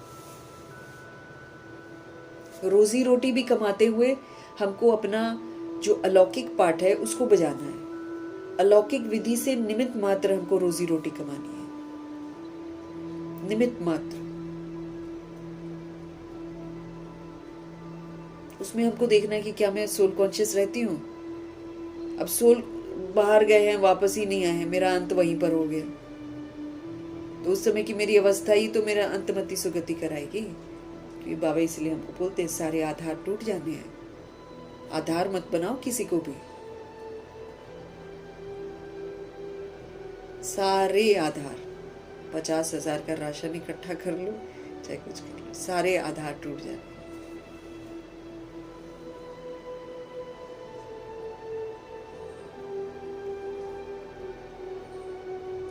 वो 1 घंटे का साधारण पुरुषार्थ आपका कितना नुकसान कर देगा। इसलिए बाप दादा हर बच्चे को, हर संकल्प, हर सेकंड समय के महत्व को समय प्रति समय इशारा दे रहे हैं। This time is very important. हर घड़ी अंतिम घड़ी समझकर मम्मा जी ने तब पुरुषार्थ किया है जब अभी 1936-37 था। तब उन्होंने इस विधि से अपना पुरुषार्थ किया है। हर घड़ी मेरी अंतिम घड़ी है। उनके पास तो 100 वर्ष थे। कहीं लोभ नहीं रखा उन्होंने, कहीं विस्तार नहीं रखा उन्होंने। भगवान के बन गए, कुर्बान हो गए और बस चल पड़े भगवान के रास्ते पर। अंतमति सुगति उनकी अच्छी होगी, विश्व महाराजन विश्व महारानी बन जाएंगे।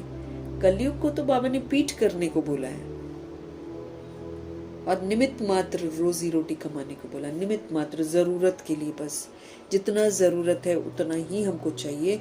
उससे एक्स्ट्रा हमको काम नहीं आएगा, व्यर्थ चला जाएगा और अंत में पश्चाताप होगा। पवित्र भव, योगी भव, इस तरफ मेरे को पूरा ध्यान देना है। ये जो पवित्र भव, योगी भव का वरदान है, ये मेरी रक्षा करेगा। इससे मेरी सद्गति हो जाएगी। मेरे को कोई चीज याद नहीं आएगी, मेरे को भूख नहीं लगेगी, मेरे को प्यास नहीं लगेगी। अति इंद्रिय सुख में रहेंगे तो सुख का वर्षा साथ में लेकर जाएंगे।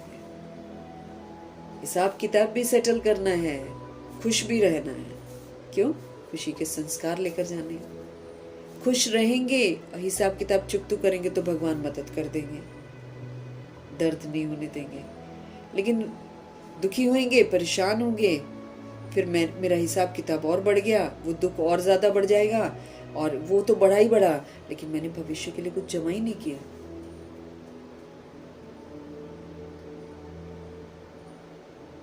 बाबा कहते हैं,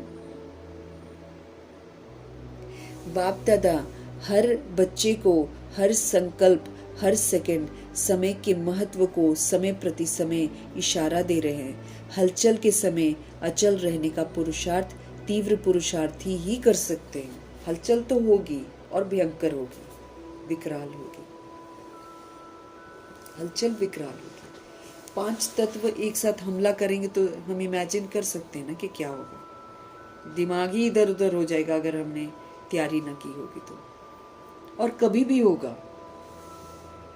खा रहे हैं उस समय हो सकता है, नहा रहे हैं उस समय हो सकता है और सो रहे उस समय हो सकता है। Any time. अचानक मीन्स अचानक। इसलिए भगवान क्या कहते हैं, सो भी तो मेरी याद की गोदी में सो, ताकि अचानक जब हलचल हो तो उठते ही प्रभु जी याद आए। अलबेले होकर नहीं कि बच्चों के साथ बात कर रहे हैं, खेल रहे हैं, कूद रहे और सो रहे हैं, वो तो दुर्गति में चले जाएंगे। हलचल के समय अचल रहने का पुरुषार्थ तीव्र पुरुषार्थी ही कर सकता है। साधारण पुरुषार्थी एवर रेडी बनने में समय लगा देगा। और बाप दादा ने कहा है कि सेकंड में बिंदी, सेकंड में फुल स्टॉप। अगर तीव्र पुरुषार्थ नहीं होगा तो फिर क्या होता है? अनुभवी तो हो ना, फुल स्टॉप के बजाय क्वेश्चन मार्क पे चला जाएगा। ये क्या हो गया, ऐसा तो नहीं होना चाहिए, अभी क्यों हुआ, अभी तो मैंने ये भी नहीं किया, अभी तो मैंने वो भी नहीं किया, बस उलझ जाएंगे। घर के सदस्य बाहर होंगे तो दिमाग उधर चला जाएगा, इसलिए घर के सदस्य को प्रभु को सौंप देना है। सब प्रभु के बच्चे हैं, प्रभु देखभाल करेंगे। हम विचलित नहीं होने चाहिए, हमेशा एक विश्वास हो कि प्रभु साथ है, सब ठीक है। इतना एवर रेडी हमको बनना है। साधारण पुरुषार्थी एवर रेडी बनने में समय लगा देगा। और बाप दादा ने कहा है ना कि अगर हम 1 सेकंड में बिंदी नहीं लगाते हैं, 1 सेकंड में बिंदी लगाना मतलब ड्रामा खत्म, चलो बाबा के साथ, वो वाला थॉट, पीछे कुछ भी याद ना आए। इस कदर मेरे को रस्सियां खोल के रखना है, एनी टाइम बाबा बुलाए और चल पड़ना है। कुछ भी याद ना आए, न रिश्ते, न प्रॉपर्टी, न पैसा, न अपनी देह, कुछ भी याद ना आए। बाबा ने बोला स्टॉप, मतलब स्टॉप। ये कर लेते, वो कर लेते, वो वहां पड़ा है, वो यहाँ पड़ा है, वो पता नहीं कहाँ है, पता नहीं उसके साथ कैसा क्या हो रहा होगा। डर गए, हलचल में आ गए, फेल, दुर्गति। कई तो पैसे और ज्वेलरी को लेकर ही परेशान हो जाएंगे। हाय मैंने इतना पैसा कमाया था, मेरा बैग में रह गया, मेरा बैग टूट गया, मेरा वो हो गया, मेरा वो हो गया। क्योंकि जब हम विस्तार करेंगे तो दिमाग उसमें जाएगा ही जाएगा, चाहे कितना भी आप हटा लो। इसलिए जितना कम, जितना हल्का, जैसे कल बाबा बोले जितना हल्का रहो, कल के परसों बोला ना, जितना हल्के रहो उतना अच्छा है।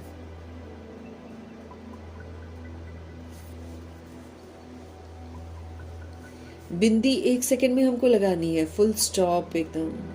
अगर तीव्र पुरुषार्थ हमारा नहीं होगा तो फिर क्या होता है, अनुभवी तो हो ना, फुल स्टॉप के बजाय फिर क्वेश्चन मार्क लग जाते हैं। बिंदी कितना इजी है, बात खत्म और बाबा के साथ चल पड़ना, बस। कोई मेरा है नहीं, कोई मेरा है नहीं, एक ही रास्ता है और एक ही मेरा सर्व संबंधी है।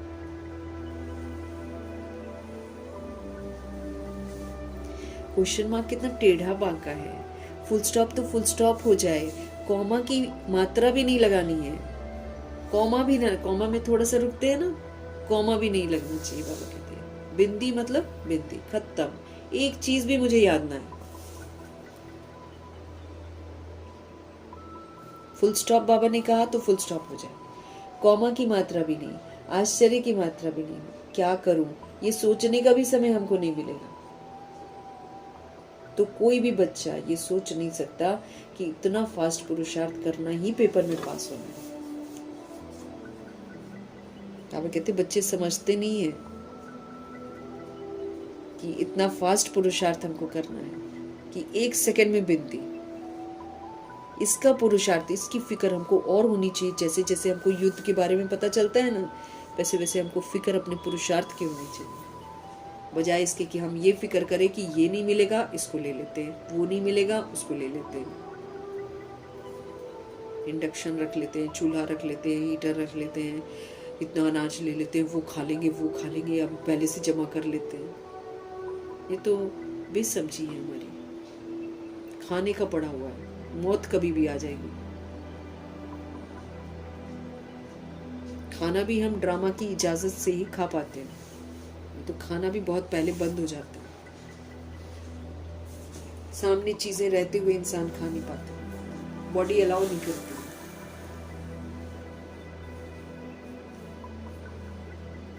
कोई भी बच्चा ये सोच नहीं सकता है कि इतना फास्ट पुरुषार्थ करना है ये पेपर में पास हो।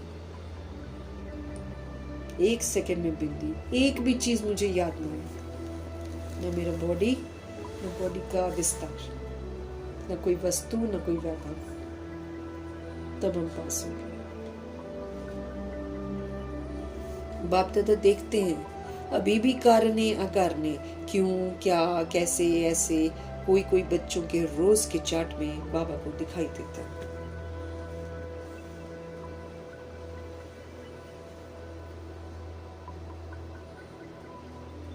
बहुतों के चार्ट में बाप दादा ने देखा है कि वेस्ट थॉट्स की लहर समय ले लेती है, आधा समय तो वेस्ट सोचते हैं।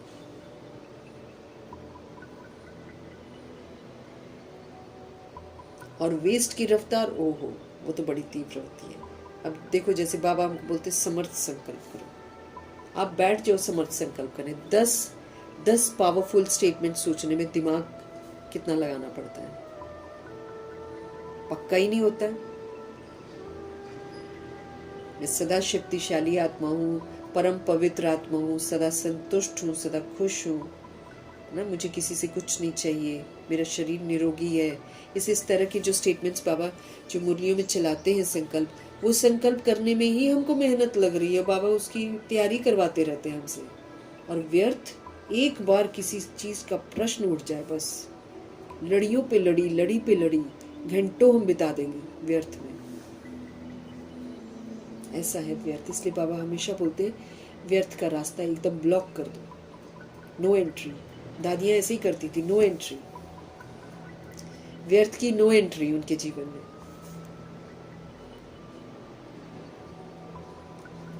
तो बाबा देख रहे हैं हम लोग का चार्ट, और देख रहे हैं कि कोई कोई बच्चों के रोज के चार्ट में दिखाई देता है क्यों, क्या, कैसे, ऐसे। और बहुतों के चार्ट में बाप दादा ने देखा है कि वेस्ट थॉट्स की लहर समय ले लेती है, और वेस्ट की रफ्तार बड़ी तीव्र होती है। जो साधारण संकल्प का 1 घंटा और फास्ट संकल्प का 1 मिनट, जो साधारण संकल्प का 1 घंटा है ना, और फास्ट संकल्प का 1 मिनट, इसलिए आज ये देख रहे थे कि सबकी प्रिय, बाप दादा की प्रिय संतुष्ट आत्माएं कौन कौन है। कौन है जो परिस्थिति आती है या गाली मिलती है या कुछ भी होता है, कौन आत्मा है जो संतुष्ट रहती है, कोई शिकवा शिकायत नहीं करती है, चाहे सिचुएशंस कैसी भी हो जाए। कौन सी ऐसी आत्मा है जो संतुष्ट रहती है हमेशा, चाहे कुछ भी हो जाए।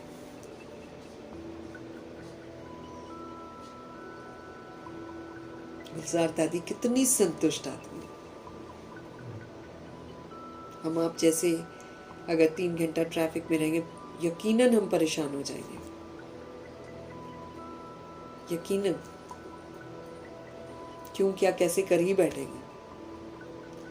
दादी ने अपने आप को इतना परिपक्व बनाया, 3 घंटे एकदम peaceful, no questions, no correction. बिंदी बिंदी लगाने में नंबर 1 है दादी। हमको सीखना है ऐसी चीजें। हमारे मन में प्रश्न उठ जाते हैं, हमको क्या करना है, सदा संतुष्ट, चाहे कुछ भी हो जाए, कुछ भी हो जाए, बद से बदतर हो जाए, सदा संतुष्ट।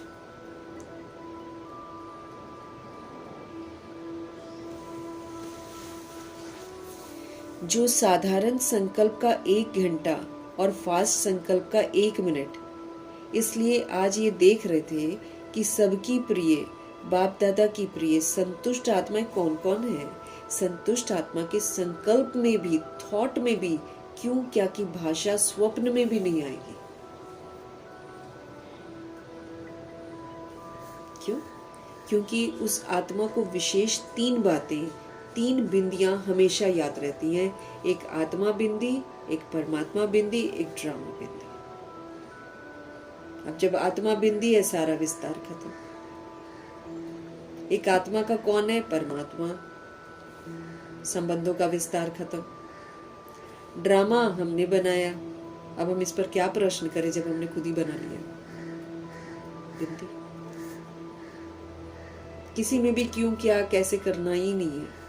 3 बिंदियां याद रहती हैं, आत्मा, परमात्मा और ड्रामा। 3 ही समय पर कार्य में लगा सकते हैं। हर जगह फुल स्टॉप मुझे लगाना है, तो ये स्मृति हमको रहेगी समय पर, तो कार्य में लगा सकते हैं।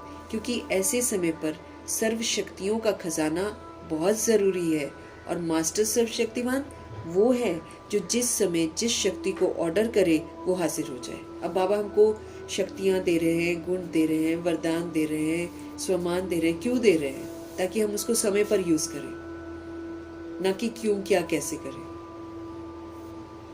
तो जो जिनको 3 बिंदियां याद रहती हैं, आत्मा, परमात्मा और ड्रामा, तो 3 ही समय पर कार्य में लगा सकते हैं। क्योंकि ऐसे समय पर सारी शक्तियों का खजाना बहुत जरूरी है, और मास्टर सर्वशक्तिमान सोल जो होती है, वो जो जिस समय जिस शक्ति को ऑर्डर करे वो शक्ति हाजिर हो जाएगी।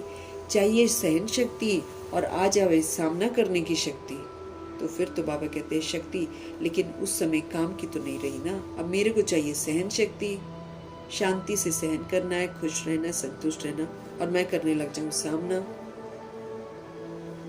तो बाबा कहते हैं कि ये तो बात नहीं बनती ना।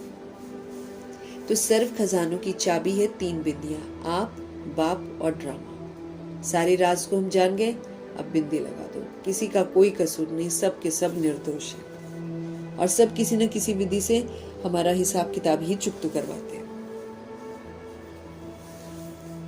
तो बाप दादा का एक संकल्प है, बताइए, करना पड़ेगा।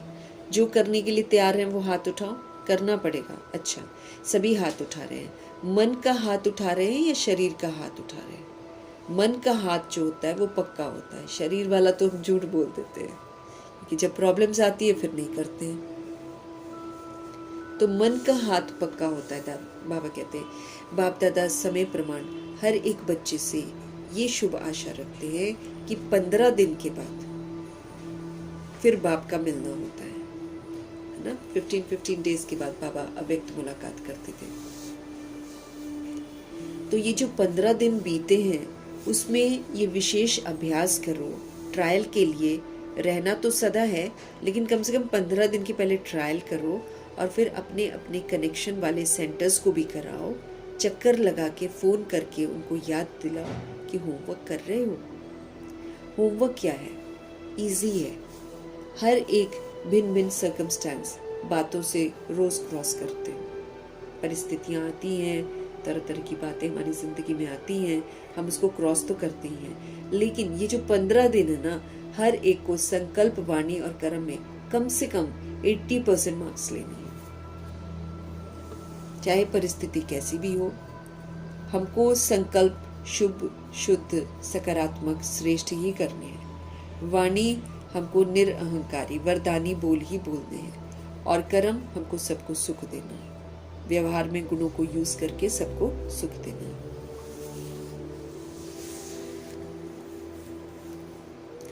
तो कम से कम 80% मार्क्स लेनी है। फिर भी बाप दादा 20% छुट्टी देते हैं। है मंजूर? मंजूर है, देवे, ये काम देवे। अच्छा, 15 दिन माया भी सुन रही है, ये भी ध्यान रखना है कि हमको होमवर्क मिला है, ये माया भी सुन रही है। बातें तो आएंगी, लेकिन बातों को नहीं देखना, पास होना है, ये हमको याद रखना है। बातें बहुत सारी आएंगी क्योंकि माया सुन रही है, लेकिन हमें बातों को नहीं देखना है, बल्कि हमको पास होना है, ये हमको याद रखना है। तो 15 दिन कोई बड़ी बात नहीं है, लेकिन हर एक सच्ची दिल, साफ दिल से स्वप्न में भी संकल्प, वाणी और कर्म में पास होके दिखाना। संकल्प स्वप्न में भी कहीं पर क्वेश्चन ना उठे, इस कदर हमको अपनी संकल्प, बोल, कर्म पर अटेंशन देना है।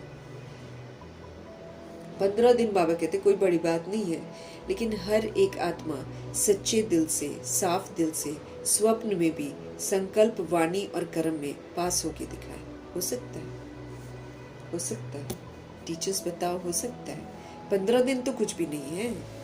बाबा कहते 15 दिन तो कुछ भी नहीं है, लेकिन बाप दादा ट्रायल के लिए कह रहे हैं कि संकल्प भी मेरा वेस्ट नहीं जाना चाहिए। ओनली समर्थ संकल्प, only powerful, only pure, positive, powerful संकल्प, बस हर हाल में। संकल्प भी मेरा वेस्ट नहीं जाना चाहिए।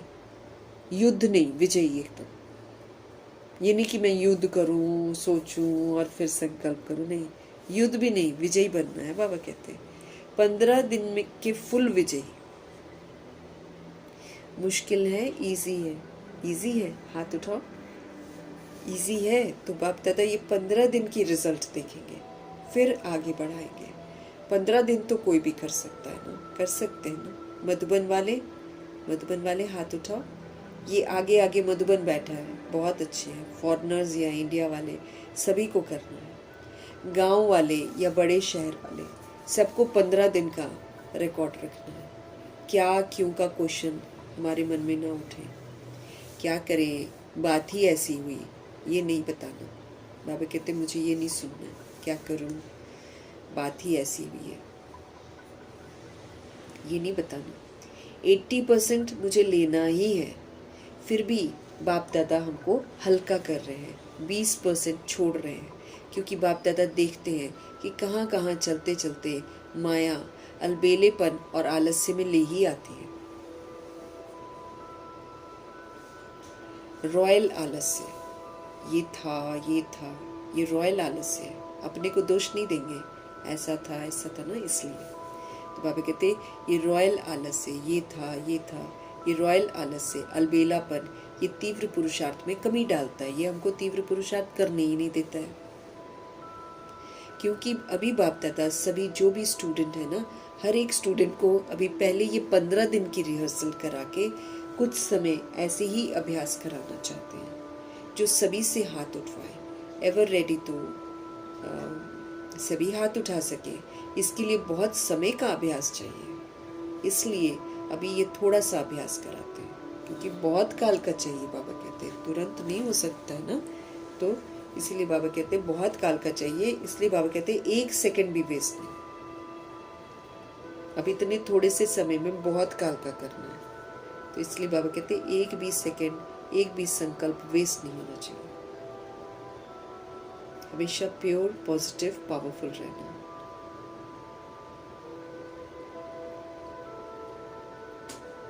ऐसे ही अभ्यास कराना चाहते हैं जो सभी से हाथ उठवाए।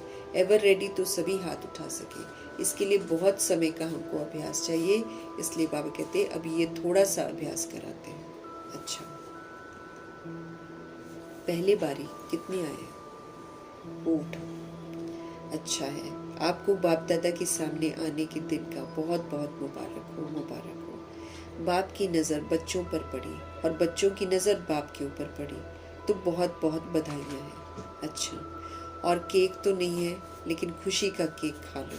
अच्छा है, अभी देरी से आए हो, लेकिन फास्ट जाके नंबर आगे ले सकते हो। इसलिए बाप दादा की तरफ से और सिर्फ आपके साथी भाई और बहनों का सबका मुबारक हो, मुबारक हो। ऐसा मिसाल होगा जो लास्ट आने वाले भी फास्ट जाके फर्स्ट लाइन में आ सकते हैं।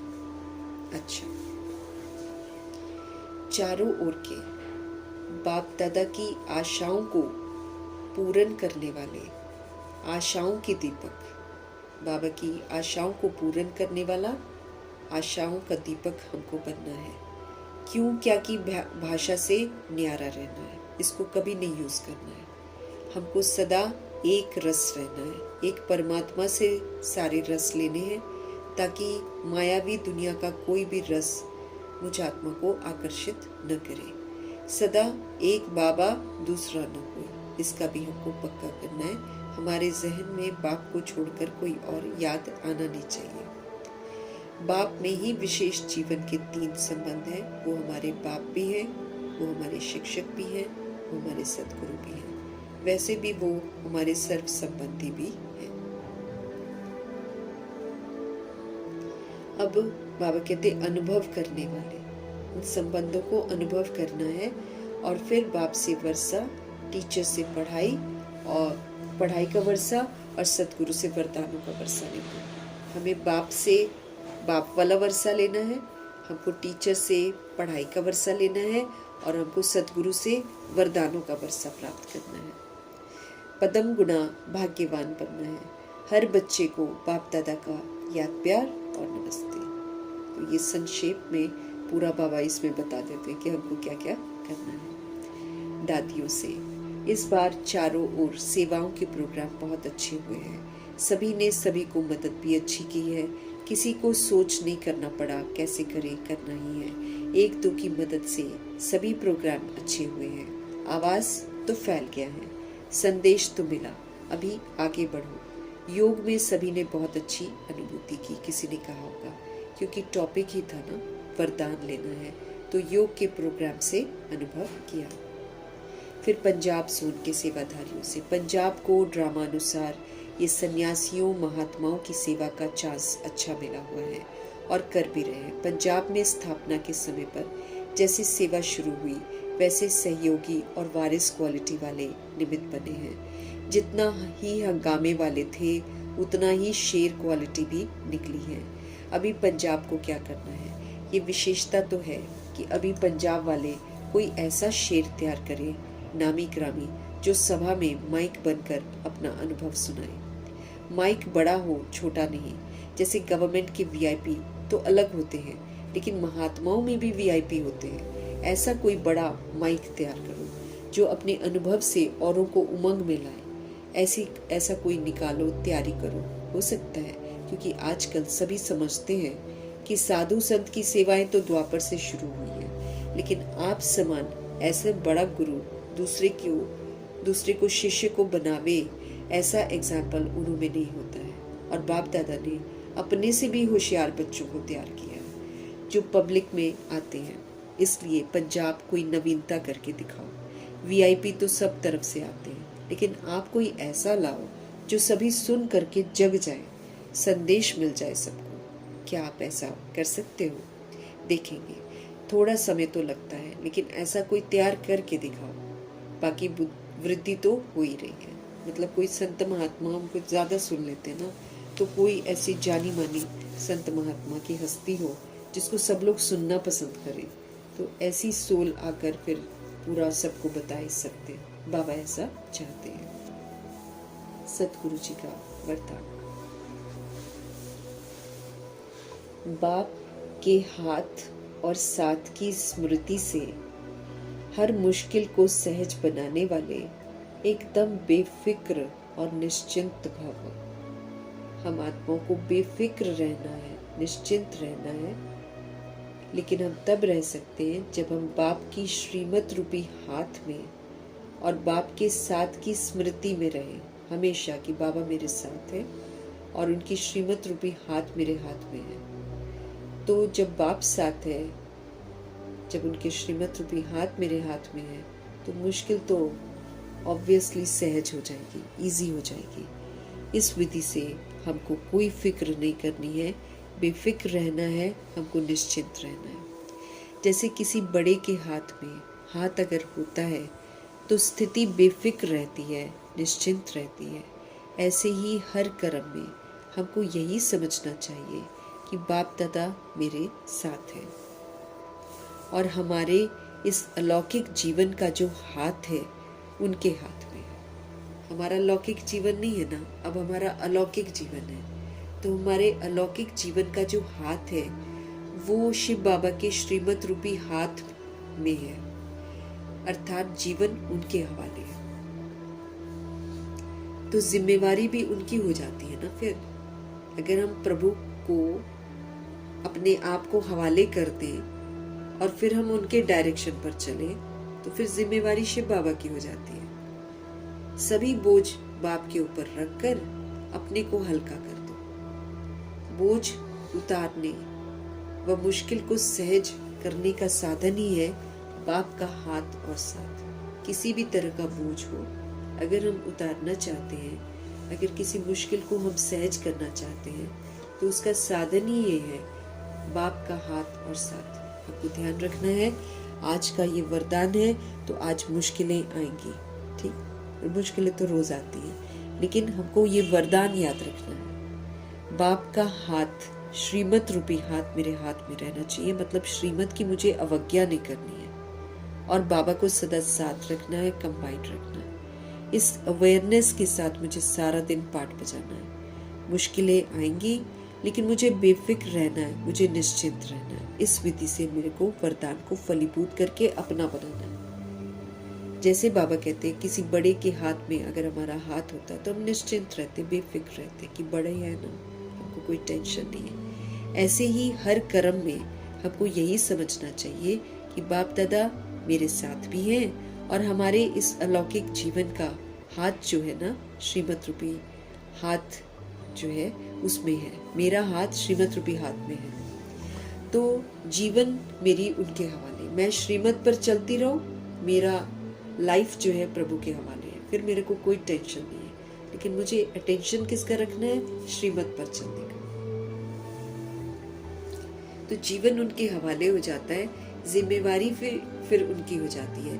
सभी बोझ बाप के ऊपर रखकर हमें अपने को हल्का कर देना है। बोझ उतारने व मुश्किल को सहज करने का साधन ही है बाबा का हाथ और साथ। यही एक विधि है। तो इससे सारे बोझ हमारे उतर जाते हैं, मुश्किलें खत्म हो जाती है, सहज हो जाती है। तो आज इस विधि से वरदान को फलीभूत करके वरदान को अपना हमेशा के लिए बना लेना है। हमेशा के लिए हमको बेफिक्र और निश्चित बनना है। स्लोगन: पुरुषार्थ में सच्चाई हो तो बाप दादा की एक्स्ट्रा मदद का अनुभव करेंगे। अगर हम सिंसियरली पुरुषार्थ कर रहे हैं, अगर हम ऑनेस्टली पुरुषार्थ कर रहे हैं, सच्चाई से पुरुषार्थ कर रहे हैं, तो बाप दादा फिर एक्स्ट्रा मदद हमको ज़रूर करते हैं। तो हमको फील भी होगा कि मेरे को मदद मिल रही है बाबा से। हमको अव्यक्त इशारे मिल रहे हैं महान बनने के।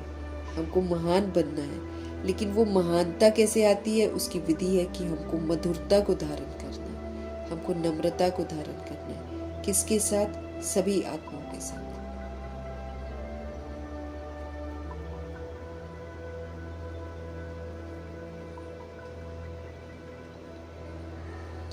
तो ये अव्यक्त इशारे हैं। महान बनने के लिए मधुरता और नम्रता का गुण हमको धारण करना है। अगर आपसे कोई टक्कर लेता है ना, लेते हैं ना, सारा दिन कोई ना कोई टक्कर लेता ही है। अगर आपसे कोई टक्कर लेता है तो आप उसे अपने स्नेह का पानी दो। आप टकराओ नहीं बाबा कहते, आप उसको स्नेह का पानी दो। आप अपने मधुरता और नम्रता के गुण को मत छोड़ो। वो टक्कर जो लेता है, जो भी लेता है, वो एक्चुअली तो हमको मदद ही कर रहा है ना, क्योंकि टकराव में ही तो हम देखेंगे कि हम कितना मधुर रह पाते हैं। अच्छे के साथ मधुरता और नम्रता का प्रूफ नहीं देना है हमको। इस जंगल बन गई दुनिया में रहते हुए आत्माएं जो जंगली बन गई हैं, उनके जंगली व्यवहार में संबंध संपर्क में आते हुए लौकिक अलौकिक परिवार कोई भी हो, सबके संबंध संपर्क में आते हुए हमको मधुरता और नम्रता के गुण को यूज करना है। इसलिए जो टक्कर एक्चुअली ले रहा है मेरे साथ, वो एक्चुअली मेरे अंदर जो फीलिंग्स आ जाती हैं या दुख हो जाता है, उसका इशारा देता है। क्योंकि वो टकराता है तो मुझे पता चलता है ये वाली कमी अभी भी है, ये वाली कमी अभी भी है। मुझे ऐसे टक्कर में बाबा कहते हैं, जब कोई आपसे टक्कर लेता है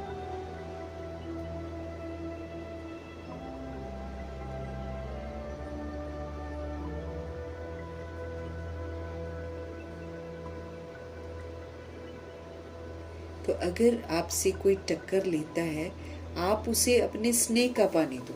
आप उससे टकराओ मत। आप उसको परमात्म स्नेह दो। आप उसको मधुरता और नम्रता के गुण का सहयोग दो। नम्रता की ड्रेस पहन कर, जैसे बाबा हमको बोलते ना, फरिश्ते की ड्रेस पहनकर सारा दिन रहो। फरिश्ते का किसी से कोई रिश्ता नहीं होता है, उसके सारे रिश्ते भगवान से होते हैं। इसलिए वो भगवान का साथी बनता है, सेवा पर रहता है। तो फरिश्ता बनकर रहो, तो आप कभी भी किसी के प्रभाव में नहीं आएंगे, लेकिन अपनी तरफ से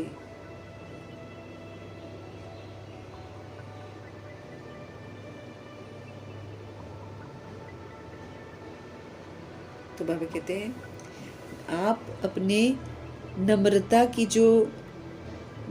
का जो कवच है, नम्रता आपका ड्रेस है ना, तो नम्रता की ड्रेस पहन कर रहो। चाहे कोई कुछ भी करे, हमको नम्रचित होकर रहना है, ऐसा अपने आप को समझाओ। ये नम्रता ही मेरा सुरक्षा कवच है, यही मेरा सेफ्टी का साधन है। इससे मेरा हिसाब किताब आगे बढ़ेगा नहीं, और जो कोई हिसाब किताब होगा वो सेटल हो जाएगा, और आगे के लिए मेरा अच्छा संस्कार बन जाएगा। अगर हम टकराते रहेंगे तो वो टकराव बढ़ता ही रहेगा, वो आत्मा टक्कर खाती ही रहेगी अंत तक। लेकिन जब हम स्नेह का पानी देंगे, जब हम नम्रता का कवच पहन कर रहेंगे, मधुरता का कवच पहन कर रहेंगे, तो वो सोल जो है वो शांत हो जाएगी, टकराएगी नहीं। प्लस मेरा ये नम्रता की ड्रेस पहनकर जो नम्रता का संस्कार है वो और पक्का हो जाएगा। हमको याद रखना है कि हम पेपर भी दे रहे हैं, हम पुराना हिसाब किताब भी चुकतू कर रहे हैं, साथ में हम नई दुनिया के संस्कार भी बना रहे हैं। ये हमको याद रखना, नहीं तो हम उलझते रह जाएंगे और समय खत्म हो जाएगा।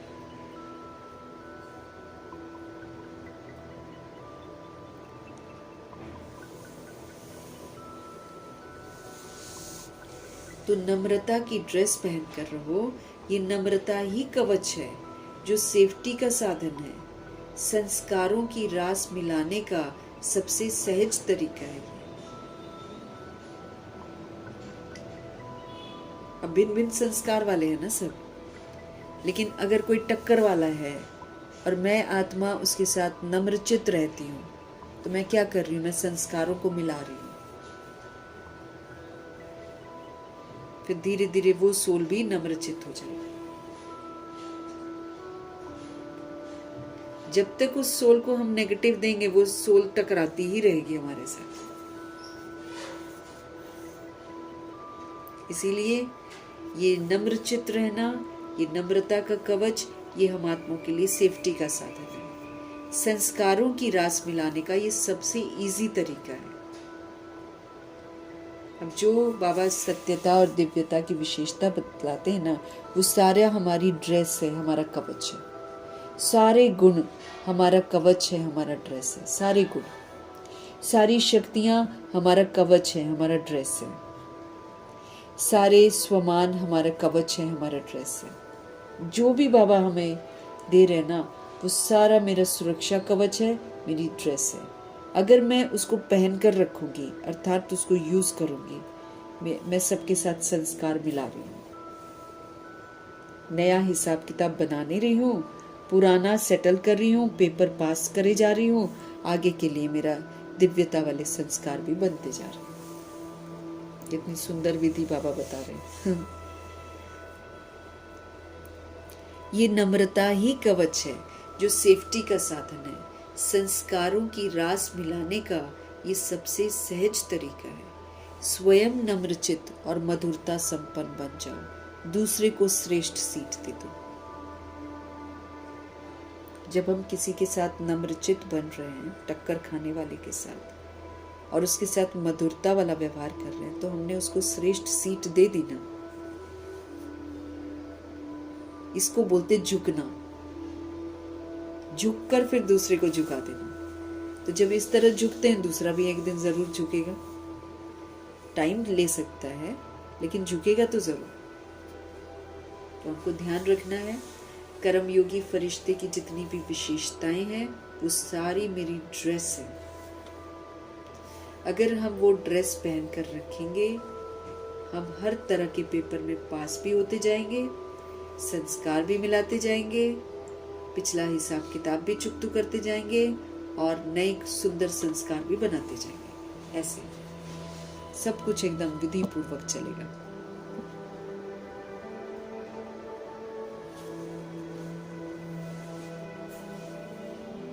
टक्कर तो सब लेंगे, माया है ना, माया पेपर लेती है। और बाबा कहते हैं टकराव कल्याणकारी है, इसी में तो संस्कार मिलाने हैं। अगर हम सभी के संस्कार एक जैसे हो जाएंगे, तो फिर हम मिला क्या रहे हैं?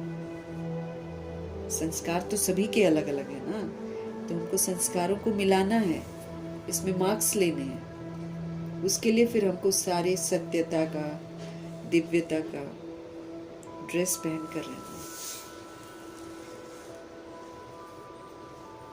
हमको स्नेह देना है, हमको नम्रचित रहना है, हमको मधुर रहना है, दूसरा नहीं रहेगा। उस दिन क्या बोला था बाबा ने कि तुमको संकल्प में भी ये नहीं होना चाहिए कि वो अच्छा करे, अब मैंने उसके साथ अच्छा करा तो वो भी अच्छा करे। ये हमारा थॉट में भी नहीं होना चाहिए। हम अच्छा करते चले जाएं, अच्छाई का सहयोग देते हुए आगे बढ़ते चले जाएं। ये नहीं कि मैंने अच्छा किया तो अब मैं देखूंगी कि वो मेरे साथ अच्छा कर रही है कि नहीं कर रही है। ये नहीं देखना, ये तो फिर हम मंगता हो गए। हम दाता के बच्चे हैं, दाता बनकर हमको अच्छाई का, सत्यता का, दिव्यता का सहयोग देते हुए आगे बढ़ते चले जाना है। ये हमको ध्यान रखना है।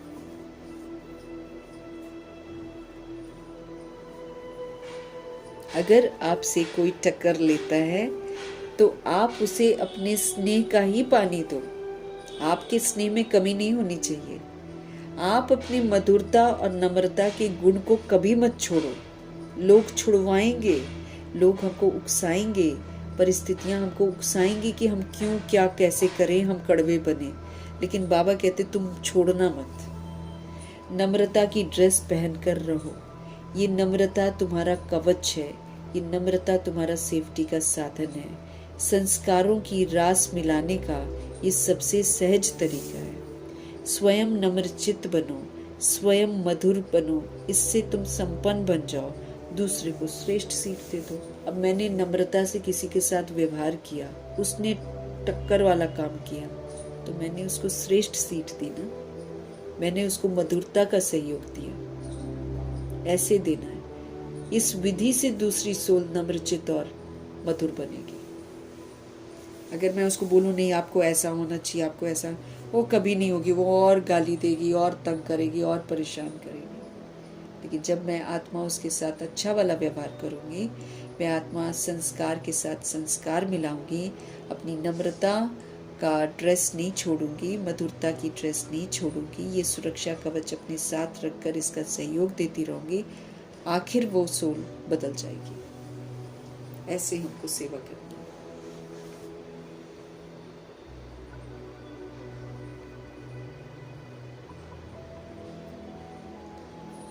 क्यों, क्या, कैसे नहीं करना है।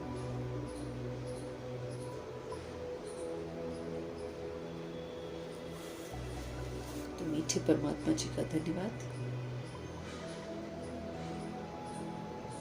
ब्रह्मा माँ का धन्यवाद, जगदम्बा माँ का धन्यवाद, गुलजार दादी जी का धन्यवाद, अष्टरत्नों का धन्यवाद, नवग्रहों का धन्यवाद, एडवांस पार्टी के सारे सोल्स का धन्यवाद, बची हुई जितनी भी आत्माएं हैं सबका धन्यवाद।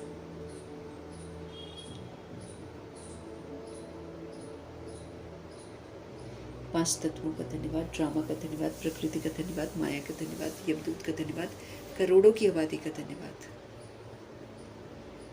साधनों का धन्यवाद, साधन बनाने वालों का धन्यवाद, साथ में रहने वाली सोल्स का धन्यवाद, सहयोगी आत्माओं का धन्यवाद, अविनाशी खजानों का धन्यवाद, समय का धन्यवाद, शरीर रूपी इंस्ट्रूमेंट का धन्यवाद, आप सभी सोल्स का धन्यवाद, सृष्टि की मेहमान नवाजी का तहे दिल से धन्यवाद करेंगे, सभी की तरफ से धन्यवाद करेंगे। ओम शांति।